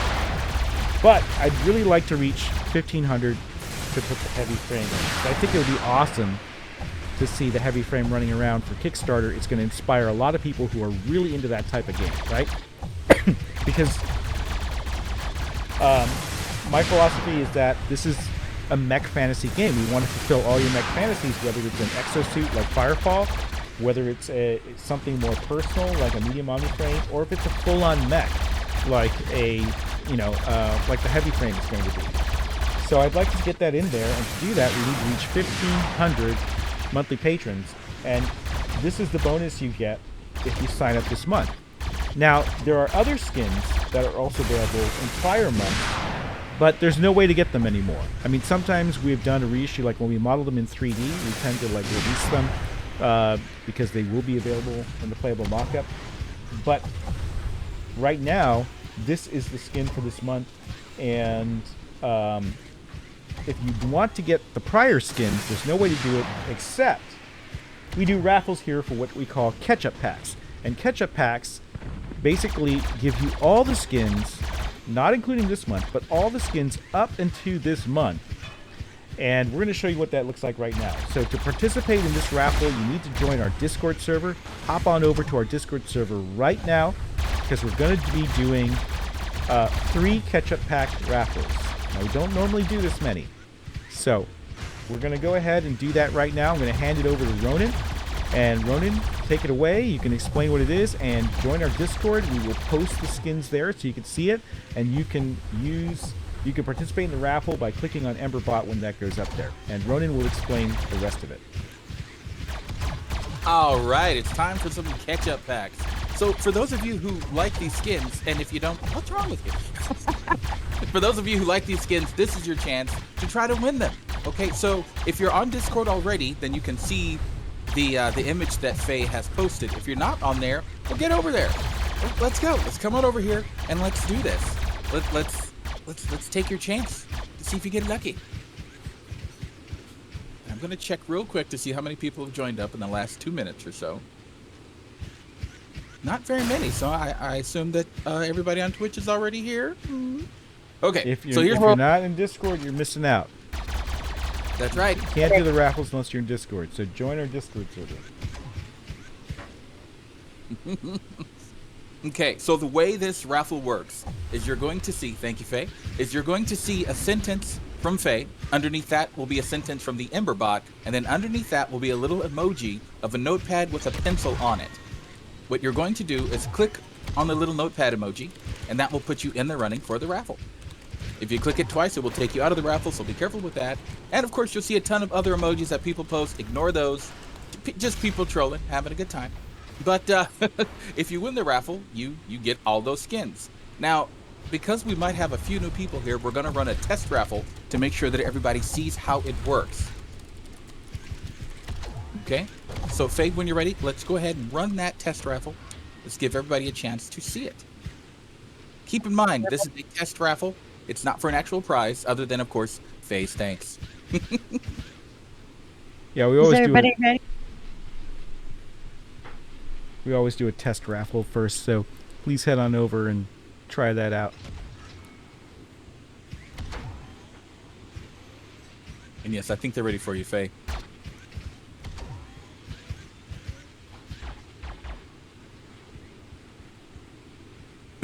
All right, here we go.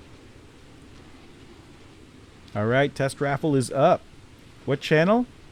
It's going to be in Right main here. lobby. That's right.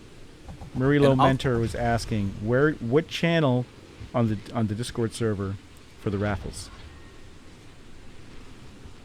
And remember, please do not post while the raffle is running. We want everybody to have a chance to do it. And if it scrolls away too fast, it's kind of hard. Thank you. And who wins Faye's thanks today? Dahaken. Congratulations. You win Faye's thanks. Congrats to Hawken.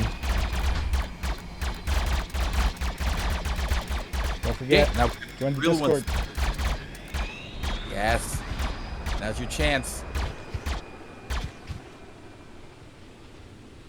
Okay. Faye, go for it. Let's do that first one. All right, here it comes.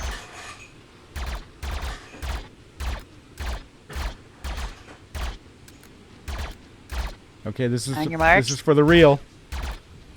Get ready to click for the real one.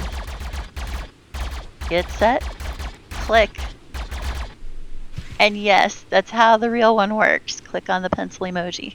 Only the pencil emoji, not the other fake emojis that people are putting up.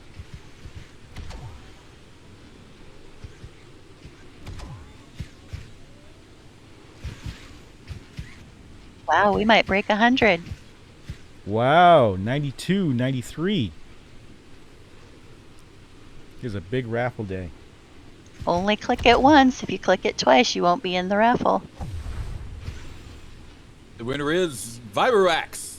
Congratulations, Vibrax. Here's what you're going to want to do. You're going to send me, I'm Ronan, you're going to want to send me a private message right now that tells me that you want a catch-up pack and give me your Ember ID that you use on myember.com.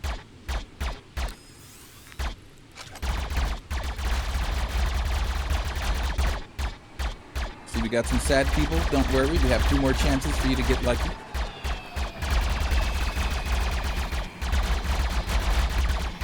All right, are we ready for number 2? Let's go, number 2. Get your mouse clicks ready. You mark, get set, click. All right, we are doing raffles in Discord right now. It's very exciting. And it's fully automated thanks to Zivas.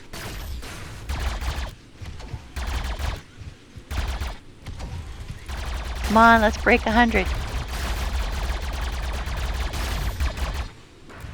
tempted to click on it myself. Oh, we broke 100. Yes.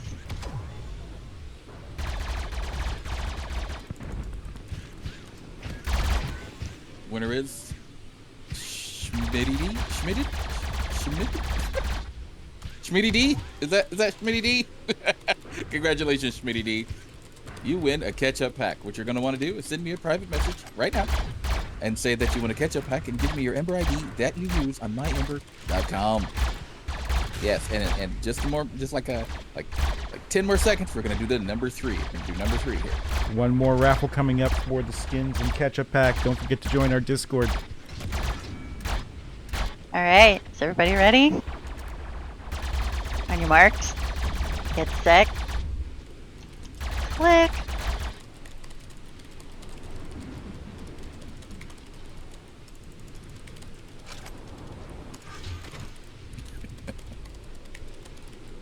Yeah, only click below the Ember bot, not the first sentence.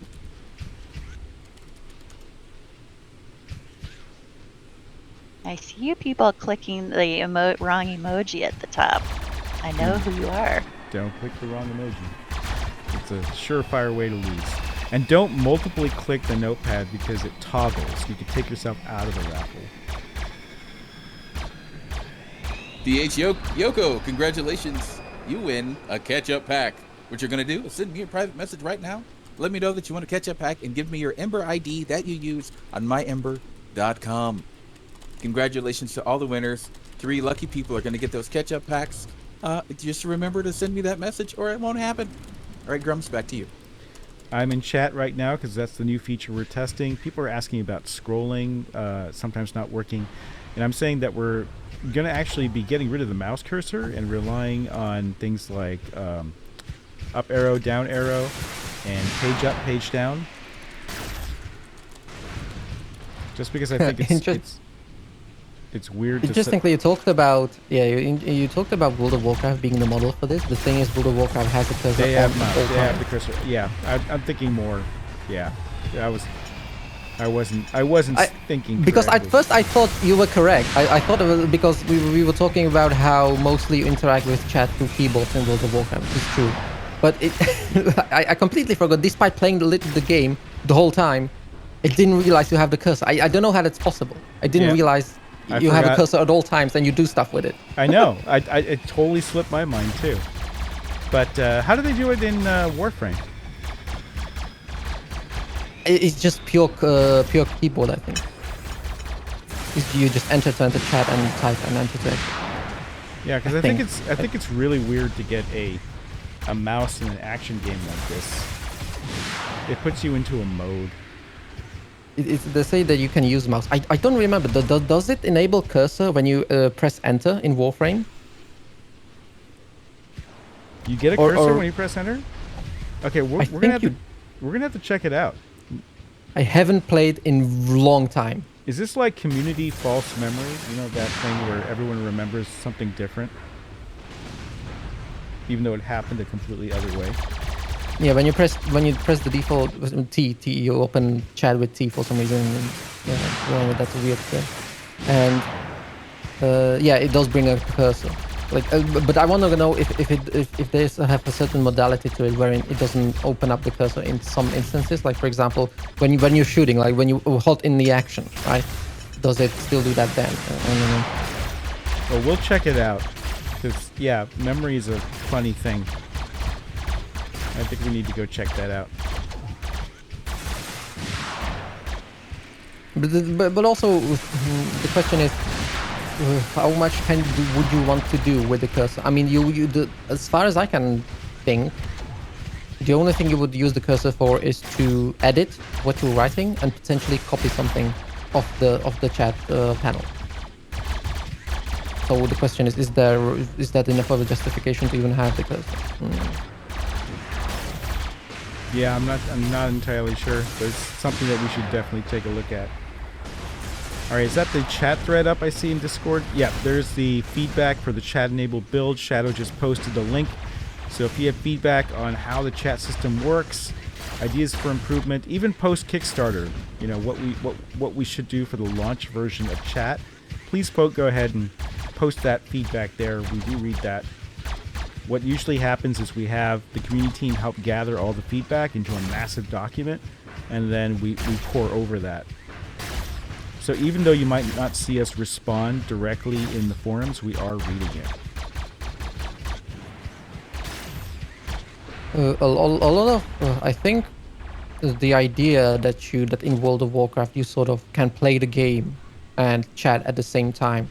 I think because when you enter chat literally in World of Warcraft right now, when you open up the chat box, right, all of your keyboard input goes into the chat box, right? You can't interact with the game with the keyboard at all, but you can interact it with mouse, and the mouse is enough to move around. So you can move around by pressing the two buttons at once, toggling out auto move, and you can turn around by holding right mouse button and turning. So you can move around competently enough. I mean to almost 100% extent, but you can't interact with the keyboards, with keybinds, or anything that requires a key input. All of that is sucked up by the thing, and that's not really applicable to our game, right? You only can move with keyboard, so a bit of different. All right. So I know the Tower of Power has been fun, but it doesn't really show off the best aspects of the game. So how about we all fan out and start killing some stuff? Just for the Twitch audience. I actually widened my POV a little bit. We're still playing with this because we improved things to where motion sickness is a lot less than it was. But I think widening the camera back up, because we had it at 90 and I set it at 100 now, is the last missing piece to eliminate motion sickness. Which is only happening to a very small amount of people, but I like to pay attention to that. And why did we change camera angle to 90? It's to make the targets bigger, to make your sense of engagement bigger. Because the wider FOV you have, the smaller enemies appear on screen until you go like right up next to them.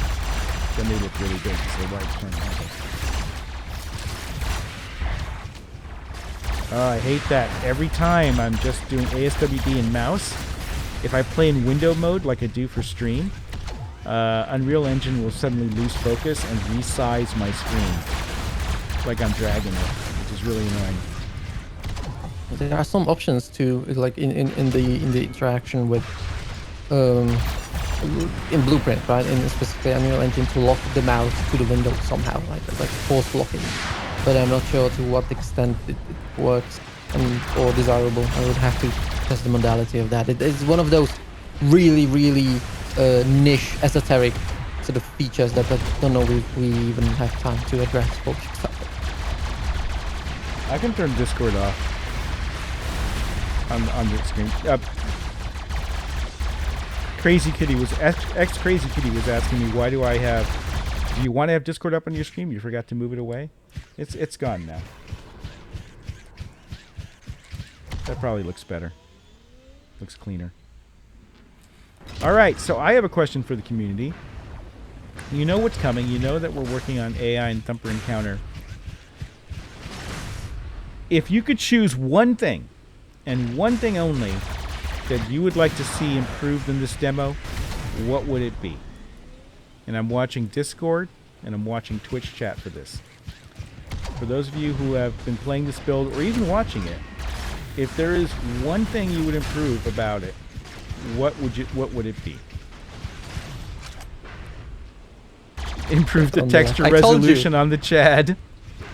Razor chroma. Alright, gun sounds, Darkfaller says. More enemies, Jedi says. Inventory, Exploitation says. Minimap to show enemies. Dropship animation. Minimap is difficult. Jump jets feel weak both in terms of agility and the actual flame size. Okay. We want to swap chat and abilities. Position. Terrain, kind of get stuck on random stuff. Chad health, frame customization show off. Visual variety. A free camera mode. These are all great ideas. Customizable HUD cursor. Thumper hammer drill with thump sound, stronger gun sound, more weapon types. All right, I normally don't discuss our development plans on stream, but why not? I got Harry here, and you know, usually after the stream, Harry says, "Well, what should we work on next?" So this is kind of a question to you guys. Now, there's some things that are being worked on, regardless, right? Like we're taking the Tihu AI, we're stripping it down to its core components, and we're building in some more flavor into them, some more interesting mechanics, and basic stuff like staggers and get hit animations and things like this. So assume that the Thumper encounter is happening, right? That's sort of like going on in parallel. We have someone working on that. We can have Ben continue to refine things like chat. There's some things there that we can do to improve scrolling and things like that, and some bugs. But what should we do next?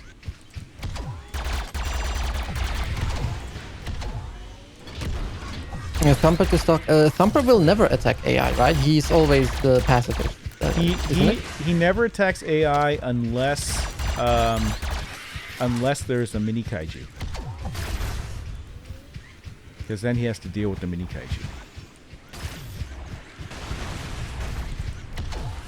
kaiju. I see a big thing that no one's mentioning. But some people have hinted at. For those of you who asked about weapon variety and ability variety, what I would maybe like to do is, fix some bugs, right? Assume that we're going to go fix some bugs. We're going to do some tuning. But I think I'd like to start working on the light frame. Yes, King PT. Because I want to see the interaction between the light frame and the medium frame. Hexploitation says, mining is rather fun. I just wish I could see how much sweet loot I have. Press I, and you'll see everything. This is a persistent database on the back end. It'll store every resource that you collected and its rarity. So you can already kind of do that. It's a quick and dirty screen, right? This is not going to be your resource inventory screen. But this is, because we're a full MMO, we have to have an active database on the back end, and we're storing stuff to it. Ben wrote a bunch of code to access databases. M wrote a bunch of stuff to set the databases up and the schema for the tables, which is how the data is arranged in our databases, all so we can start testing inventory. So we have player persistence, we have inventory, we have chat. We are getting more MMO by the day.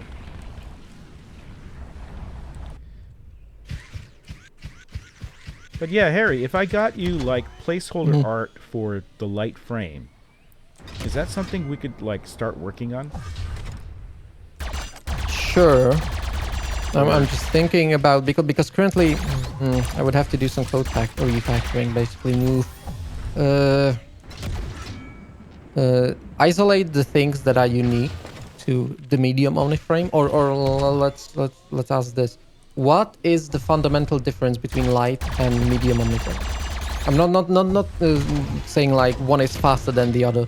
What are the fundamental differences? Something that the medium can do, that the light can't do, do, and vice versa. Melee. All right. So a whole new game module then. Yeah, it's pretty extensive, right? It's a dual wielding melee class. It has different movement modes. It has wall running. And okay, melee, wall running, different abilities. Okay. Turrets. We want to demonstrate support abilities, like being able to drop turrets like the old engineer frame.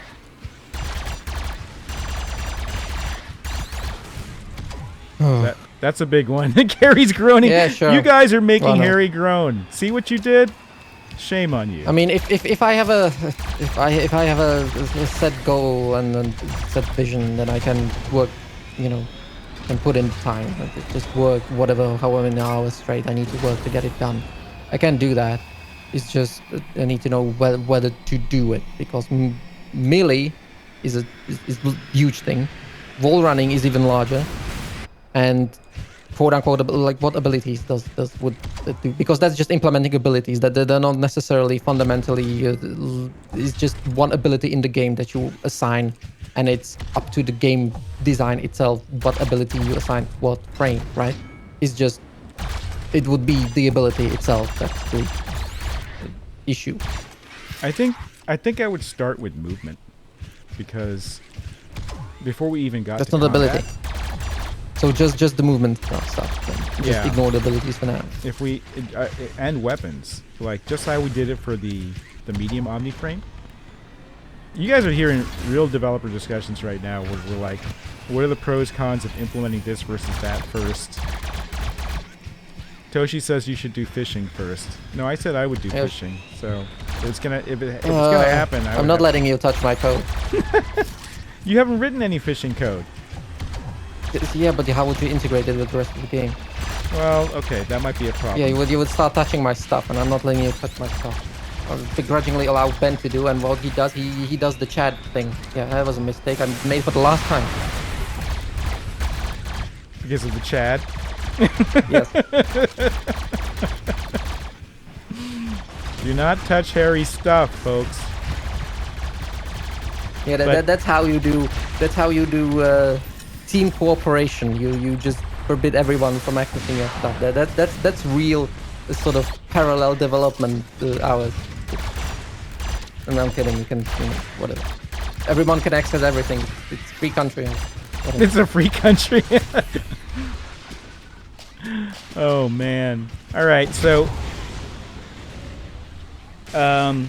yeah, I think the priority the first question for the next build is going to be, what can we do to help Dave out to help him advance the Tsihu AI, right? And if it turns out that it's mostly going to be on Dave and we have some cycles available, I think kind of exploring the light frame would be interesting, just to start the refactor to prep for that. And just with temporary art, like we'd get the character, we'd slap some gray block armor on it, some prototype armor, and then start hooking it up to movement, because we're gonna have the characters pretty soon. So if we are trying to actually go forward with this, I suppose the part of the thing was part of the subscriber target was that the light frame will actually be in the game, right? That's one of those things.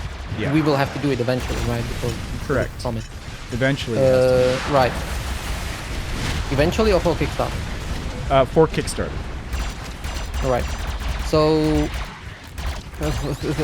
thinking of it realistically, even though it's counterintuitive, the light frame is a feature superset of the medium frame, right? Because if the medium frame can't do melee, it can't do wall running, then there's not realistically anything that the medium that the light can't do that the medium can't do, right? Looking from this perspective, right?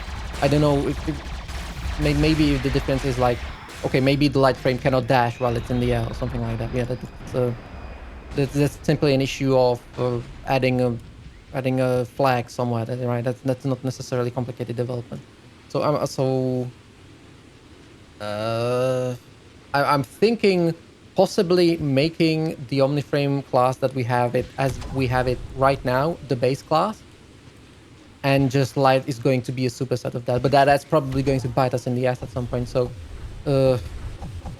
probably I'm just going to. Well, if the community hits 1,500, then we're doing a heavy as well. At least Yeah. basic. So Okay, I can just separate the both classes. They can be like a base class that's going to be like sort of abstract, won't exist any of the game. There's going to be the medium Omniframe, which is the new class, which is just instance of the abstract new class that I create, the abstract base class that I create. And the only thing that's going to do is just set the mesh that you operate and the animation set. And so basically the actual Omniframe model itself will be assigned to the medium frame class that's going to be spawned from it.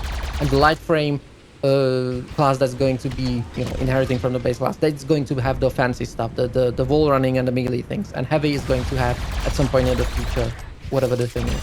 But yeah, it's funnily that currently as it stands, it ends up that the Omniframe is the sort of the basic substrate for everything else.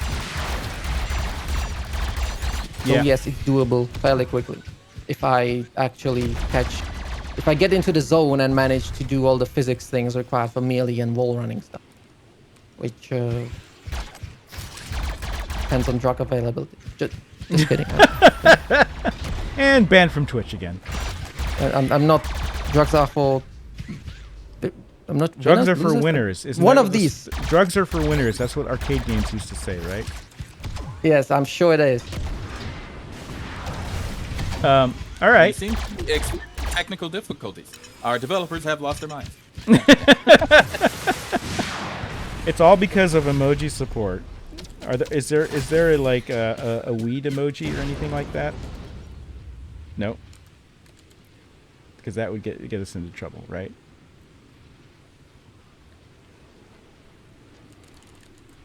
Don't do drugs, kids. No, I don't do any drugs. Never did drugs in my life. I never smoked. I never drank coffee. I never did anything. I'm not even joking. I'm the paragon of morality of something. Straight arrow. That's right. Never been drunk in my life. Wow. I didn't know that. Yeah. You know, you're not missing much, I gotta tell you. Haven't been there, done that. I don't drink very much anymore. And but I've never been drunk. at Red 5 we had a tiki bar. It was an open bar all day at work with a kegerator, and there were 3 beers on tap, including Guinness. There was a dedicated Guinness tap.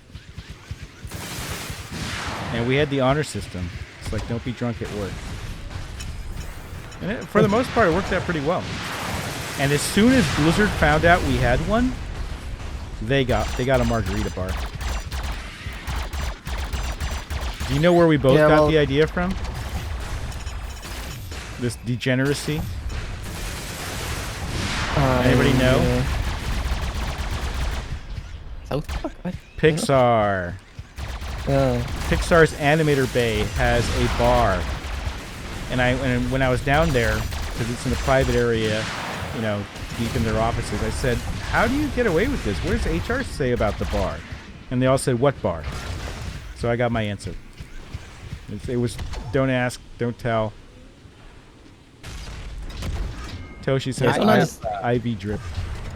I don't understand the obsession with the coffee. To me, it tastes like motor oil. I'm literally incapable of drinking it. Horrible. And caffeine does nothing for me. I have never been drunk on purpose, but I have been drunk on accident. Because by choice, I do not drink. I have, however, accidentally drank something that I thought was lemonade, but it actually had a lot of vodka in it. That was a strange evening. It turns out I'm a very big flirt when I'm drunk. Really? You don't say. I did not know that. Was there a lot of deep striking going on? Nope. I just collected a lot of numbers that day. It was a very strange scenario. And then when I got home, my girlfriend at the time was there, and she saw me pulling just tons of numbers out of my pocket. Oh no! I looked very confused. She looked confused at me, and I told her, I'm like, I accidentally drank some vodka, and she laughed, and I laughed, and then I passed out. You got off easy. I did. You got off way easy. All right, we've been a little light on the raffles. I think, and I've seen more of Maven in the community. Maven's come back, more active. He took a break for a while. I think in honor of Maven, we should do $3 packs, because we do have 100 of these to get through before Kickstarter, and it's the only way to get certain things, certain unlocks. So let's do that, Ronan. All right, we are going to do some dollar packs. Now, some time ago, we had something called Milestone 3. That was a fundraiser for Ember that we did, I forget how long now. But the point is, what we did was we said, okay, here's our goal. Here's how much we want to make. And then the community just killed that real fast. So we're like, you know what? We better add some stretch goals. Cool. We had some stretch goals, and you guys started crushing them. So then we were like, you know what? We want to just get more people on here. So let's do a thing where if somebody has put in just a single dollar into Milestone 3, they can get some cool stuff. And so we started adding stretch goals just specifically for that, for everybody, but like for people, even if you just put in a single dollar, you'd get a ton of stretch goals. And that kept going and going, and you guys kept crushing the goals and crushing the goals. blowing past it so fast. What ended up happening is there are basically just a ton of things you get for having just a single dollar into Milestone 3. And Faye, if you would, there you go, perfect. That's the graphic. Now here's the problem, though, guys, is that, well, Milestone 3 has been over for a while. It's gone. You can't get it. There's things you can only get if you have access to Milestone 3, and Milestone 3 is past tense. But here's the cool thing. These dollar packs that we could give out later. So what we're about to do is raffle off some of those, which will give you access to all that stuff you see there in the graphic. But for the record, you can actually upgrade and get even more stuff that you can't get anymore. You see, each one of our fundraisers has a specific set of rewards that you can only get during that fundraiser. So Milestone 3 had its own stuff you can only get through that, just like the newcomers stuff has, stuff that you can only get through that. Not counting things like, a copy of the game, of course. Now, the thing is, we're going to run this raffle. We're going to do, what are we doing, 3 of them? And do we need a test? Let me see if anybody has joined. Nope, nobody's joined since the new test, since the last raffle. So that means we don't have to do a test raffle. We can jump right into it. So Faye, in fact, when you're ready, let's just start them up. Let's do it. All right, let's go. Everybody get your click ready. Mark, get set. Click.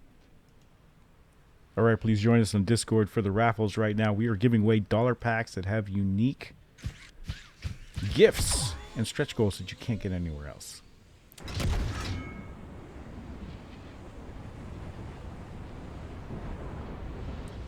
I had to go on mute there for a second, but I am back. Can you guys hear me? We can hear you. Awesome.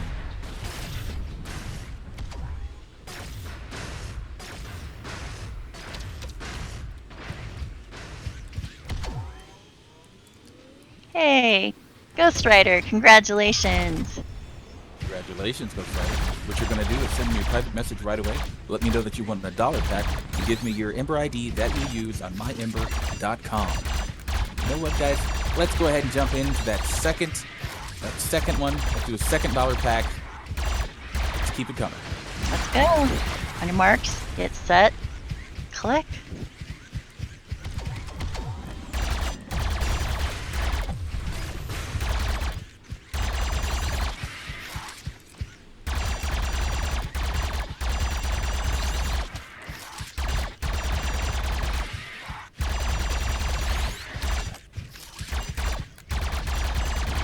Remember too, if you've already won one before, you can always gift it to a friend or bribe somebody to join us.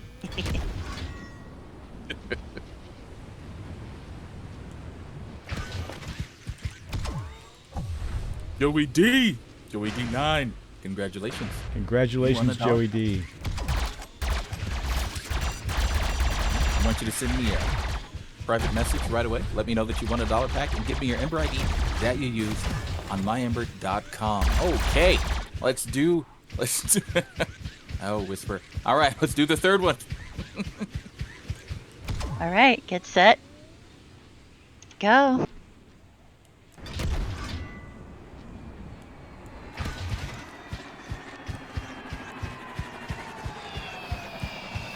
We got a mining mech pickup over here. I never get tired of seeing this. I love how the dropships come and pick them up. Thanks, Ben.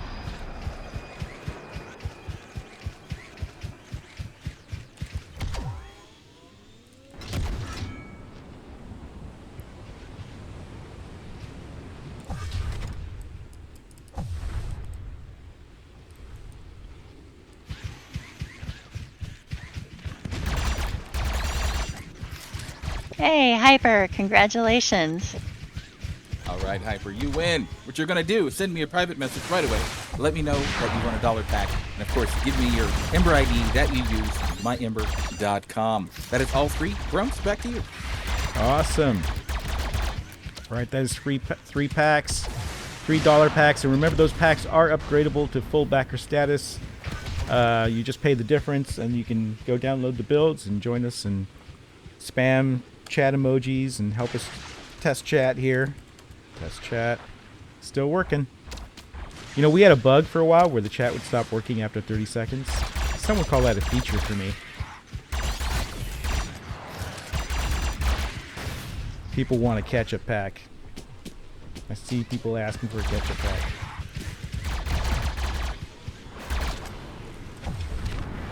All right, let me ask the community another question.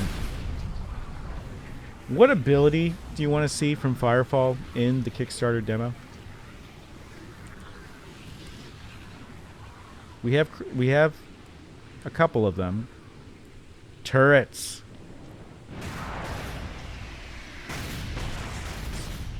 A lot of requests for turrets. Meteor strike. Okay.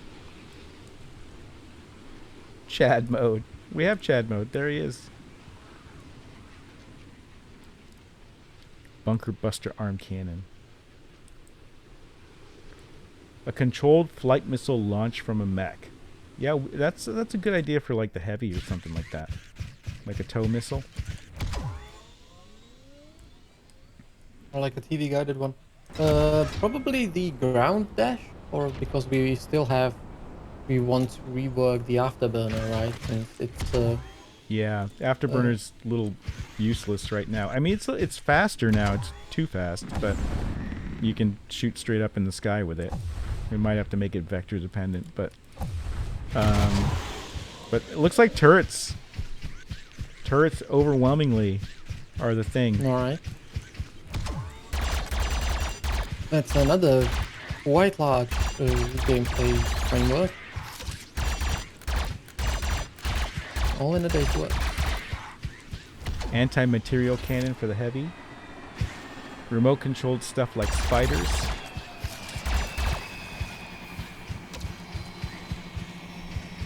Alright. Okay, you win turrets. Whenever we get to an ability again, we will make turrets. And that will bring back the Firefall feels, right?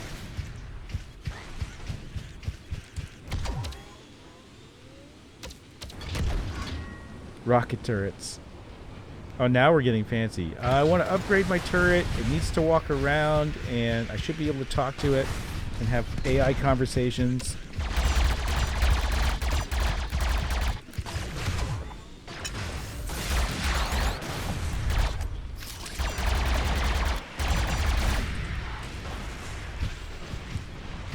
Yes, we do have Missile Swarm.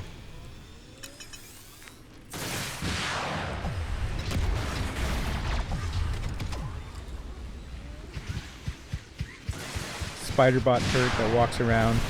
We never did the spider turret in Firefall. It was always stationary. Even though in the cinematic it walked around. Oh, if you guys haven't seen the heavy frame concept art, because we're doing the art pass, then I'll show it to you now. Who was asking about that, Faye? Joey D? Joey D9? There's your heavy Yes. frame. Boom. Here's another shot of it. Boom. What's he doing on his shield? Surfing? Just chilling on a surfboard there. Heavy frames, their big gameplay thing is shields and what they do with them. Oh, Hex, yes, I think there was a little bit of gazing at the posterior of the engineer in the Firefall cinematic.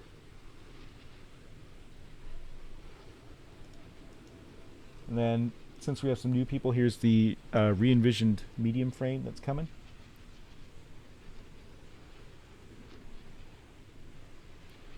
Because this whole build's getting an art pass before Kickstarter. We're doing an art pass. And here's the light frame. Very much like Firefall. Except for the giant fists. Can't go wrong with power fists. They're optional, by the way. And as part of the art pass, we've been redoing models. This is a male that we've been texturing. This will be in the hub. We're doing another head as well. A more Firefall-ish, a little more rugged feature type of male head. Toshi is doing an homage to Lee Rarman, who was the American Gladiator who wore our assault costume at fairs, and unfortunately he passed away a couple years ago. And so we're doing an homage to him in game. Yeah, Typhon. Good guy. Really funny guy.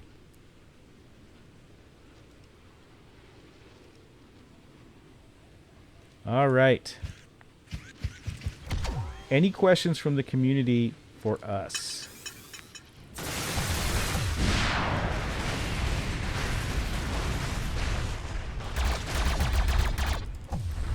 Turrets that fires fists, you mean? That shoots fists? That's very old school anime. VR implementation. No, we're really not a VR friendly game. We haven't planned for it in the beginning. So VR technology has to catch up with us, basically.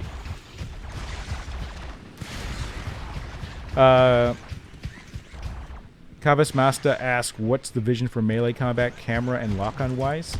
That's an open question. I've been looking at different games. I've been looking at Sekiro. I've been looking at, believe it or not, old Devil May Cry. And for the melee combat. And then Harry wants to explore some stuff too. I know he's got some ideas, very strong opinions on melee being more than just the Dark Souls stuff. He hates the Dark Souls model. So we got to talk that out, figure out what we want. What's the progress on ground dashing? We haven't done anything with it yet. We just did the afterburner, and we're thinking about enabling afterburner on the ground and having it knock over opponents. Will weapons be tier-based, or will they be categorized individually like in XCOM, how ballistic is the weakest and plasma is the strongest? Well, I don't know how...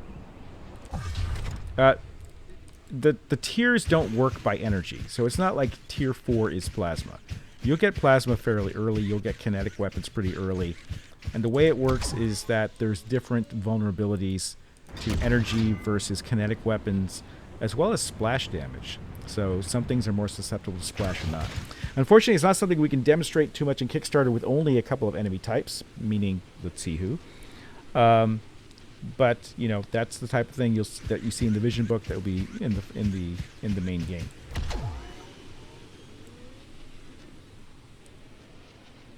Toshi asks, will we be able to customize our character to look like this? No, Toshi.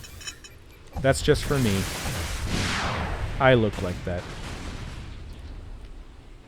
Keep this up. Any plans for a bolter-style mini rocket rifle? You mean like 40K? They didn't have mini rockets on their bolters.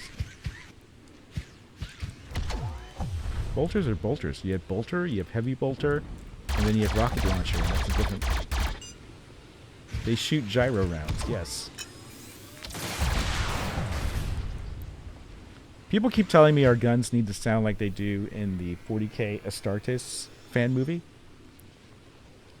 That they really like that heavy thumping sound.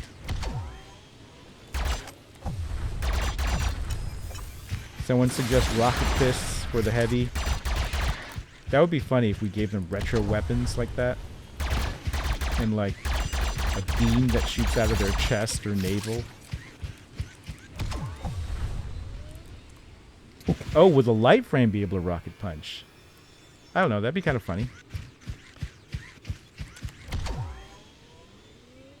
Heavy flamers, yes. Check out PS202, it has some mech stuff. You know, I was curious about that. Does Phantasy Star Online 2 actually have mechs, or is it just a mechanical race that you select?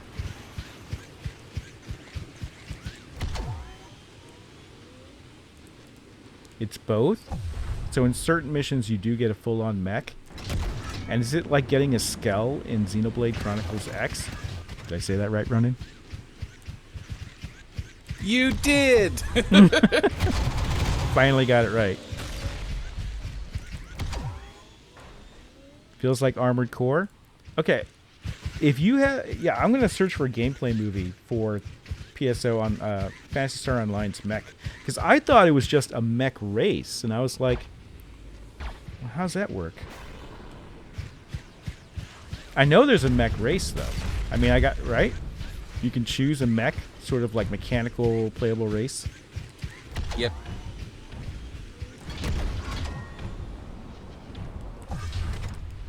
PSO, the original had a melee. Did they screw up melee on PSO 2? Is that what you're saying, Atlessa?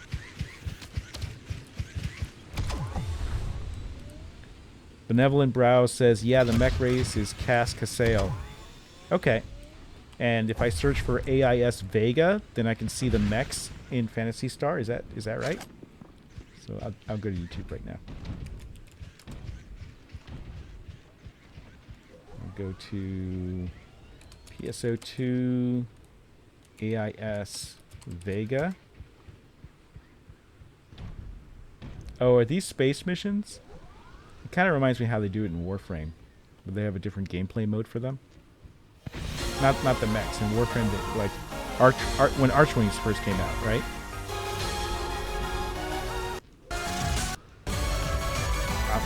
Next stream, I'm gonna get YouTube rigged up so I can actually like stream what I'm watching to you guys.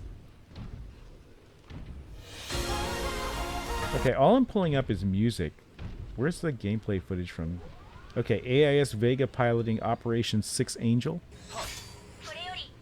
What? This is Phantasy Star 2, Online 2. And they have mech battles. Okay. Wow. This game looks really old.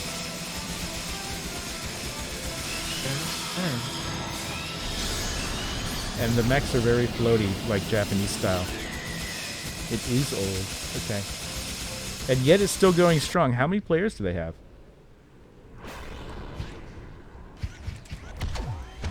They got millions of players worldwide.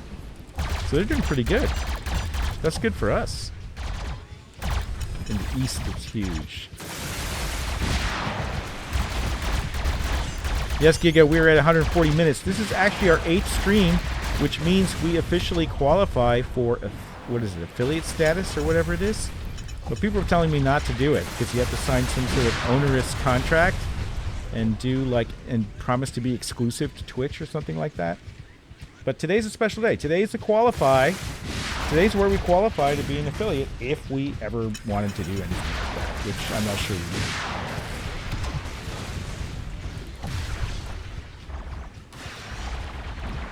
do. Go partner instead of affiliate. I think partner is a little higher bar. I forget what the requirement is.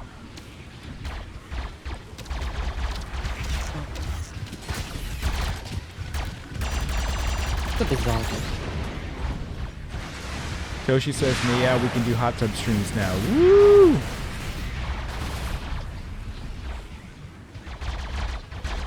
Zeke says, as an affiliate myself, you don't have to do anything for affiliate. For partner, you have to be exclusive. Okay.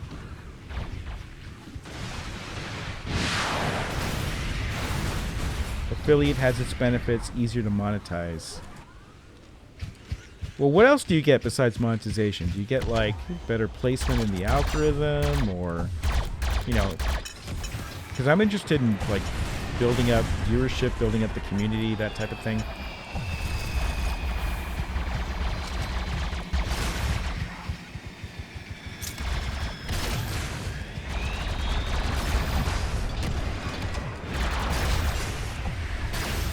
I promise to fix the plasma. I know the recharge is feeling abysmal. As your president, I promise to fix the plasma charge. Should I be elected?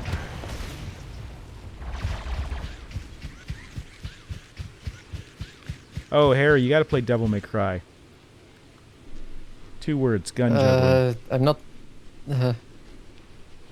that is that the weird... I think I have a vague idea of what it is. Is it a console game? Because if it's a console, I don't have a console. Oh, I think there's a PC port. Or play Bayonetta on PC. You can play. I was gonna say most Devil May Cries are now on PC. All right. Now, that's obviously a very different type of game. I'm not saying we're gonna do all that, but in terms of drawing inspiration, I think it's a useful thing to look at. Oh, all of them are on PC? Libidette says all Devil May Cries are now on PC. Are they remastered too? I only finished the first one, and it was really hard. I don't play category. Never mind. Forgot the adjective, the pithy adjective I was going to add. But, yeah.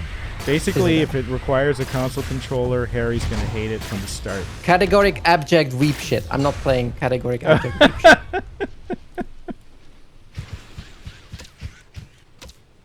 Any plans to like gliding more free to gain altitude? Dude, you can get a lot of altitude in the game already.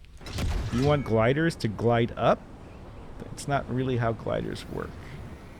That's how flying works. If you want flying, then that'd be Go ahead. for not liking Devil May Cry.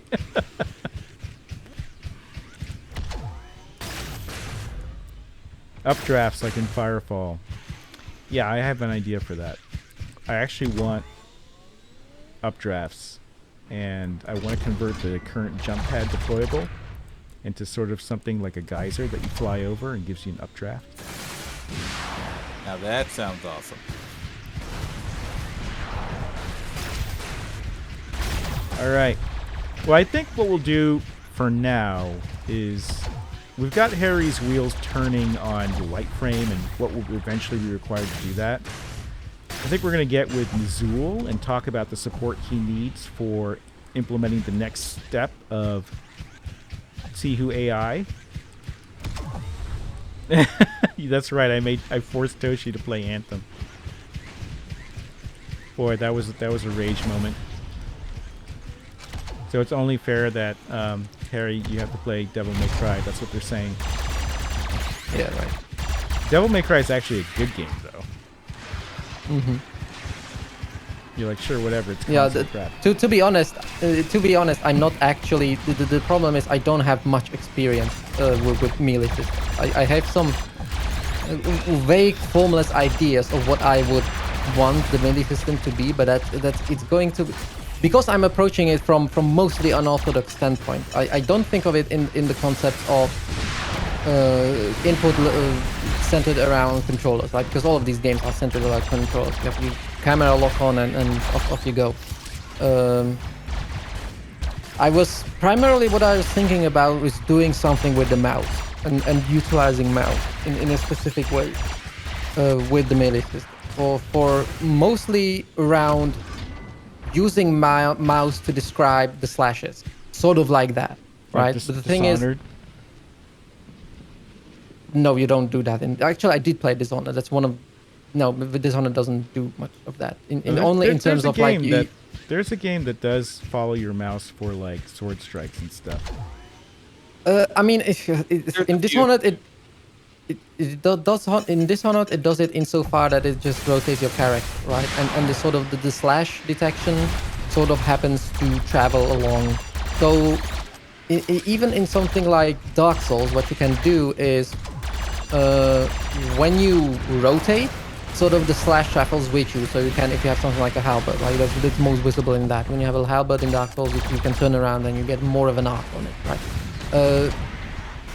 That sort of basic logic to melee hit detection is always going to translate if they fundamentally do hit detection the same way. So you can always rotate your character and then boost, give that arc, give the melee detection more of an arc. But I'm thinking more of along the lines. It's somewhat actually another play. Now I'm remembering all the games with melee that I played. Kingdom Come Deliverance, right? The way they did it is by you have. It was very, very awkward with mouse. I think it was one of those games never really designed for a mouse. And the melee in that is that you have basically a 5-quadrant. You place your cursor in one of the 5 quadrants, and depending on that, you perform a certain animation. And it's not exactly like that. I mean, not even close like that. But using the mouse in sort of similar ways to direct your flashes, but not in a sort of discrete, quadranted, segmented out way, but more dynamic, more of a free-floating description of the arc that you're going to be punching or slashing.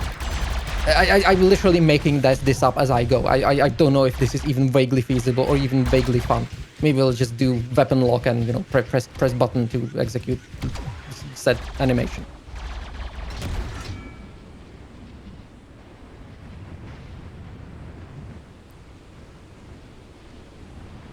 I probably insulted literally everyone right now. No, people are just asking. They're curious. There are a ton of really cool ways to implement melee, I would say, and the idea of using mouse angle and mouse kind of implementation where the mouse is and how you move it, changing melee. There's been a few that have toyed with that have been pretty cool. So I think theoretically that could be awesome. Many have tried that system, and I would not say with a great degree of commercial success. That is fair. Well, if they did it, if someone did it before, then I'm not gonna do it. Do that. Well, No. I mean, somebody's probably done. Just I'm in a hipster melee system. pretty much It's going to be uselessly, painfully original or bust. Well, we don't know. I mean, I think it's worth discussing, and we're trying out some games. It'll be fun. It'll be fun just to explore everything, and that's kind of the best way to approach stuff. Is I like to look at what's working in other games, and sometimes you can find a system that wasn't very popular, except in certain audiences, and make it really popular for a much wider audience. Sort of like what Blizzard did with Rogue, turning it into Diablo. Did you know Diablo was going to originally be claymation turn-based?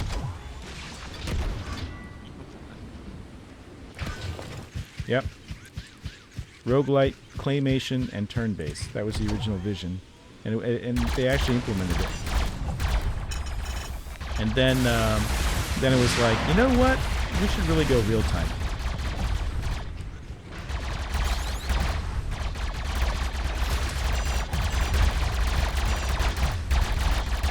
All right. It is 1:28, one of our longer streams. I think what I like to do is round it out with 3 newcomer packs for the Raffles Ronin, and then we'll call it a day for the stream, and we'll get back to all the devilicious stuff we need to do. All right. So newcomer packs. Now, recently, our current promotion, the newcomer packs come with a lot of cool things that you can get if you win them. So, well, they're still available for purchase, but right now we're going to do raffles, so you can win them.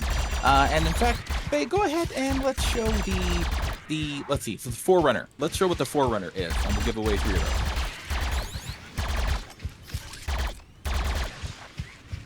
those. There it is. Now, this raffle will run just like the last raffles. Be exactly the same way, but for these specific prizes. Let's see what you get here in a Forerunner pack. You get a Founder Dropship that comes in a unique, that's a unique model. It comes with a blue and yellow skin. You get the form tag, letting people know that you're a Forerunner on the forums. You get put on the Founder's Wall, which will be in the game down the road. You get access to the PDF design book, which is really cool to see what Drums was thinking early on and kind of watch how it comes together. You get access to the test builds and the playable mock-up, which of course playable mock-up is for Kickstarter, and the test builds are what we're playing these days. And of course you get a final copy of the game when it is ready. All right, so you know what? Let's just go ahead and jump in.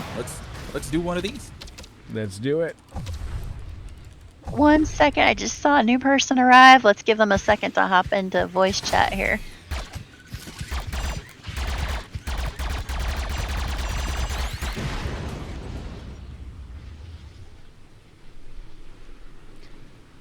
Raxozen says Gundam MMO looks cool. There's a Gundam MMO?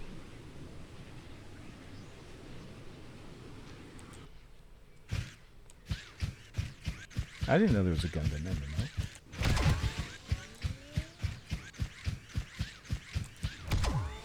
Don't forget to join the Discord server if you want to participate in the raffle. We are giving away backer packs. You could download this demo and be helping us, give us feedback.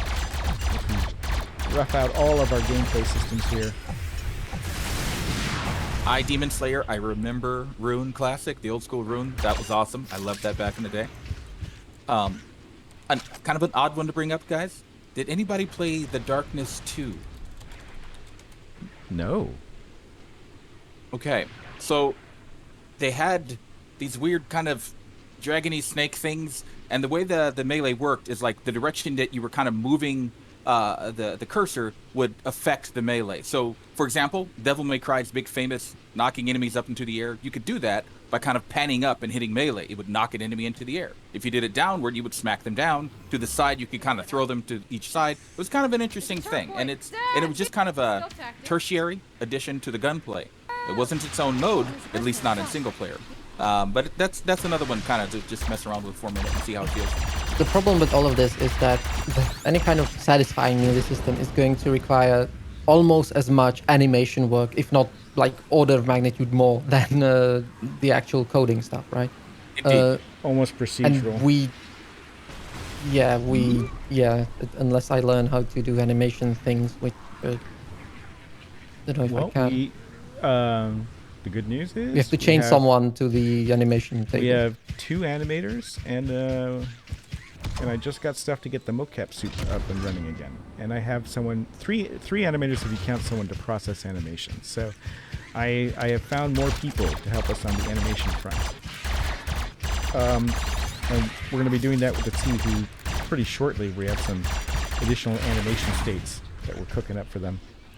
So I looked at the Gundam MMO, and it's 3 years old. So and it was out 3 years ago. Whatever happened to that? I guess it didn't work out. Japan only.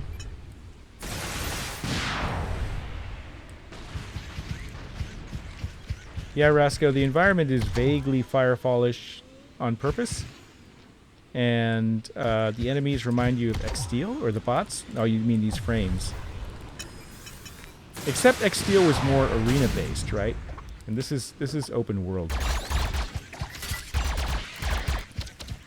All right, we are running newcomer raffles in our Discord chat. Don't forget to join our Discord server. Hop on over to that.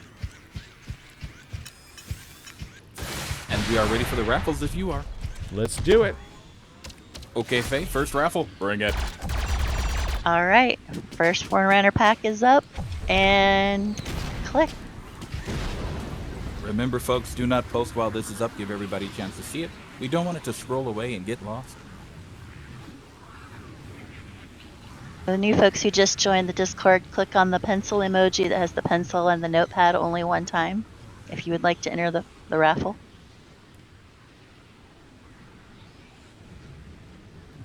I think it's great that we had no technical difficulties on this first part of the stream. For once. You had to say that before it's over. Now something's going to catch on fire. And, I said beginning of the stream. End of stream. No, that's because I had them this time. That's right. Right, one for the team. Oh, you did? Oh, yeah, all kind of. That's the whole thing. You should have seen us behind the scenes over here. Raffle Cat, congratulations. You win a newcomer pack, Forerunner pack, and specifically, please send me a private message right away. Let me know that you won that Forerunner pack, and give me your Ember ID that you use on myember.com. On Twitch, Games Rules 14 is asking, where can I find the info for these packs? Someone want to help them out with a link there in Twitch chat? And come on over to our Discord, because they're actually posting images of the pack in our Discord right now. Oh, let me pull up the Discord screen. I really don't like what Discord did with the sort of change theme, sort of how mentions are colored. It feels not right. I don't know. Maybe it's just one of those conservatism bias things, but it does feel like unnecessary change. One of those things that fiddle with it for the sake of fiddling with it. All right, let's do the second raffle, Faye. Second raffle.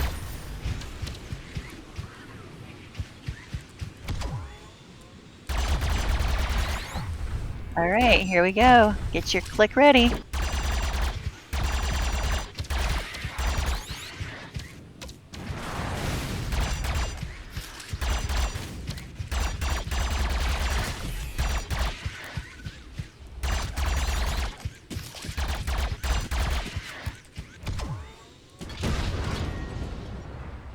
Oh, my pieces went flying everywhere.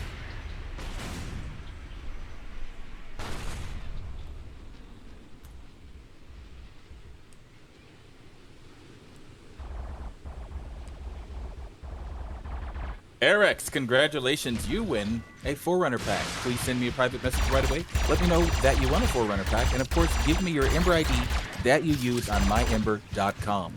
And Faye, in about 20 seconds, do number 3. Alrighty. I'm also going to try an experiment here. I'm going to go full screen. You guys let me know if the frame rate starts stuttering like last time. Oh, it's all wonk. Hang on. Aspect ratio.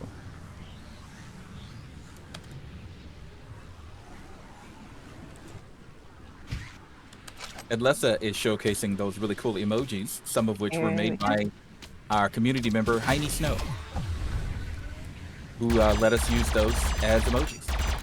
So, All right, so let me know on Twitch how the frame rate is looking, if you're seeing any issues.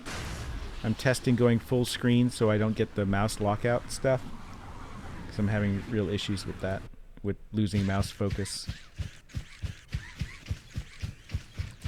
So the performance dropped a bit. Bit choppy, bit more stuttery and choppy, but okay-ish. I think one thing Affiliate does is give me a higher bit rate that I can stream at. hey, Hamanu, congratulations. Oh. You win a Forerunner pack. Got a raffle winner. A Raffle Over on our winner. Discord. Please send me a private message right away. Let me know that you want a Forerunner pack and give me your Ember ID that you use on myember.com. All right, Drunk, that's 3. Awesome. All right, I want to thank everyone for another great stream. Please. Oh, Hadassah means Deadass says, honestly, kind of addicted to the movement. That's wonderful.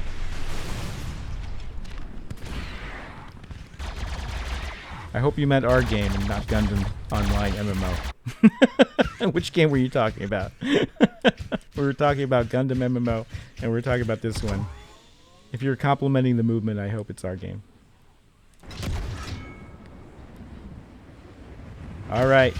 So, yep, another great stream. Thank you all very much for joining us. And definitely take advantage of a couple things. This is the last week for the new light skin that we have. This one, which is kind of like the sporty version of our reimagined light frame. And you heard us on stream talking today about beginning implementation, or really the groundwork so that we can begin implementation of light frames. We have to like refactor some code, get ready for a separate class of Mech in the game. But I think once these get in here and once characters get in here, you're going to find out that it feels like an entirely different type of game. It's going to feel much more like an MMO. More shades of Firefall, more shades of Xenoblade Chronicles X, and I think that that's going to be a big draw for people, because my philosophy is that mechs are cool, but you got to show characters or it doesn't hold enough human interest. And so that's why our medium frame and our light frame have exposed characters. On the medium frame, you have hard driver mode, you can be fully encased, and in the heavy, you're fully encased because that's just the way it is. It's going to have a real cockpit-like feel, and you're going to be, the sense is that I really want to give you like that feeling that you're piloting a mech. All right. So, yep, definitely sign up for our monthly patron program, because if you want that heavy mech in the build, we need to reach 1,500 subscribers, and we are only at 1,280 right now. So please do consider joining that program. You can just log into my.ember.com. If you'd like to play any of the builds that we're playing or join us in on stream, you can purchase a newcomer pack at any time. And you can purchase it at any level and upgrade it later. They are upgradable on the website. And, we're currently in an art pass redo as well as working on gameplay. You're going to see in the next demo little weapon tuning, little jetpack tuning, little gliding tuning. You're going to see hopefully more AI right after this stream. We're actually going to go and talk to Nizul about what his needs are for AI for the Tsihu to bring that to the next level. So thank you very much again for the awesome community's support. Thanks to all developers. Thanks for Ben for getting chat into the game. Like I said, every day we feel more and more like an MMO. Thanks to Harry for all of his intricate code work that makes all of this possible, makes all of our work possible. Thanks to the community team. Thanks to Ronan and Faye. All you guys just do such a tremendous job. Luigi, Shadow, I mean, everybody. We just have a tremendous community, and it's all due to their efforts. And Zivus for the raffling software, Maven for the $1 packs, and I could go on and on and on, because we have the best community and the best support of any indie game I know prior to Kickstarter. And when we go into Kickstarter, it's just going to explode. So thank you very much for joining us, and we'll catch you next time. We're streaming Thursday again, and then Tuesdays and Thursdays of next week. All right, take care. Bye-bye.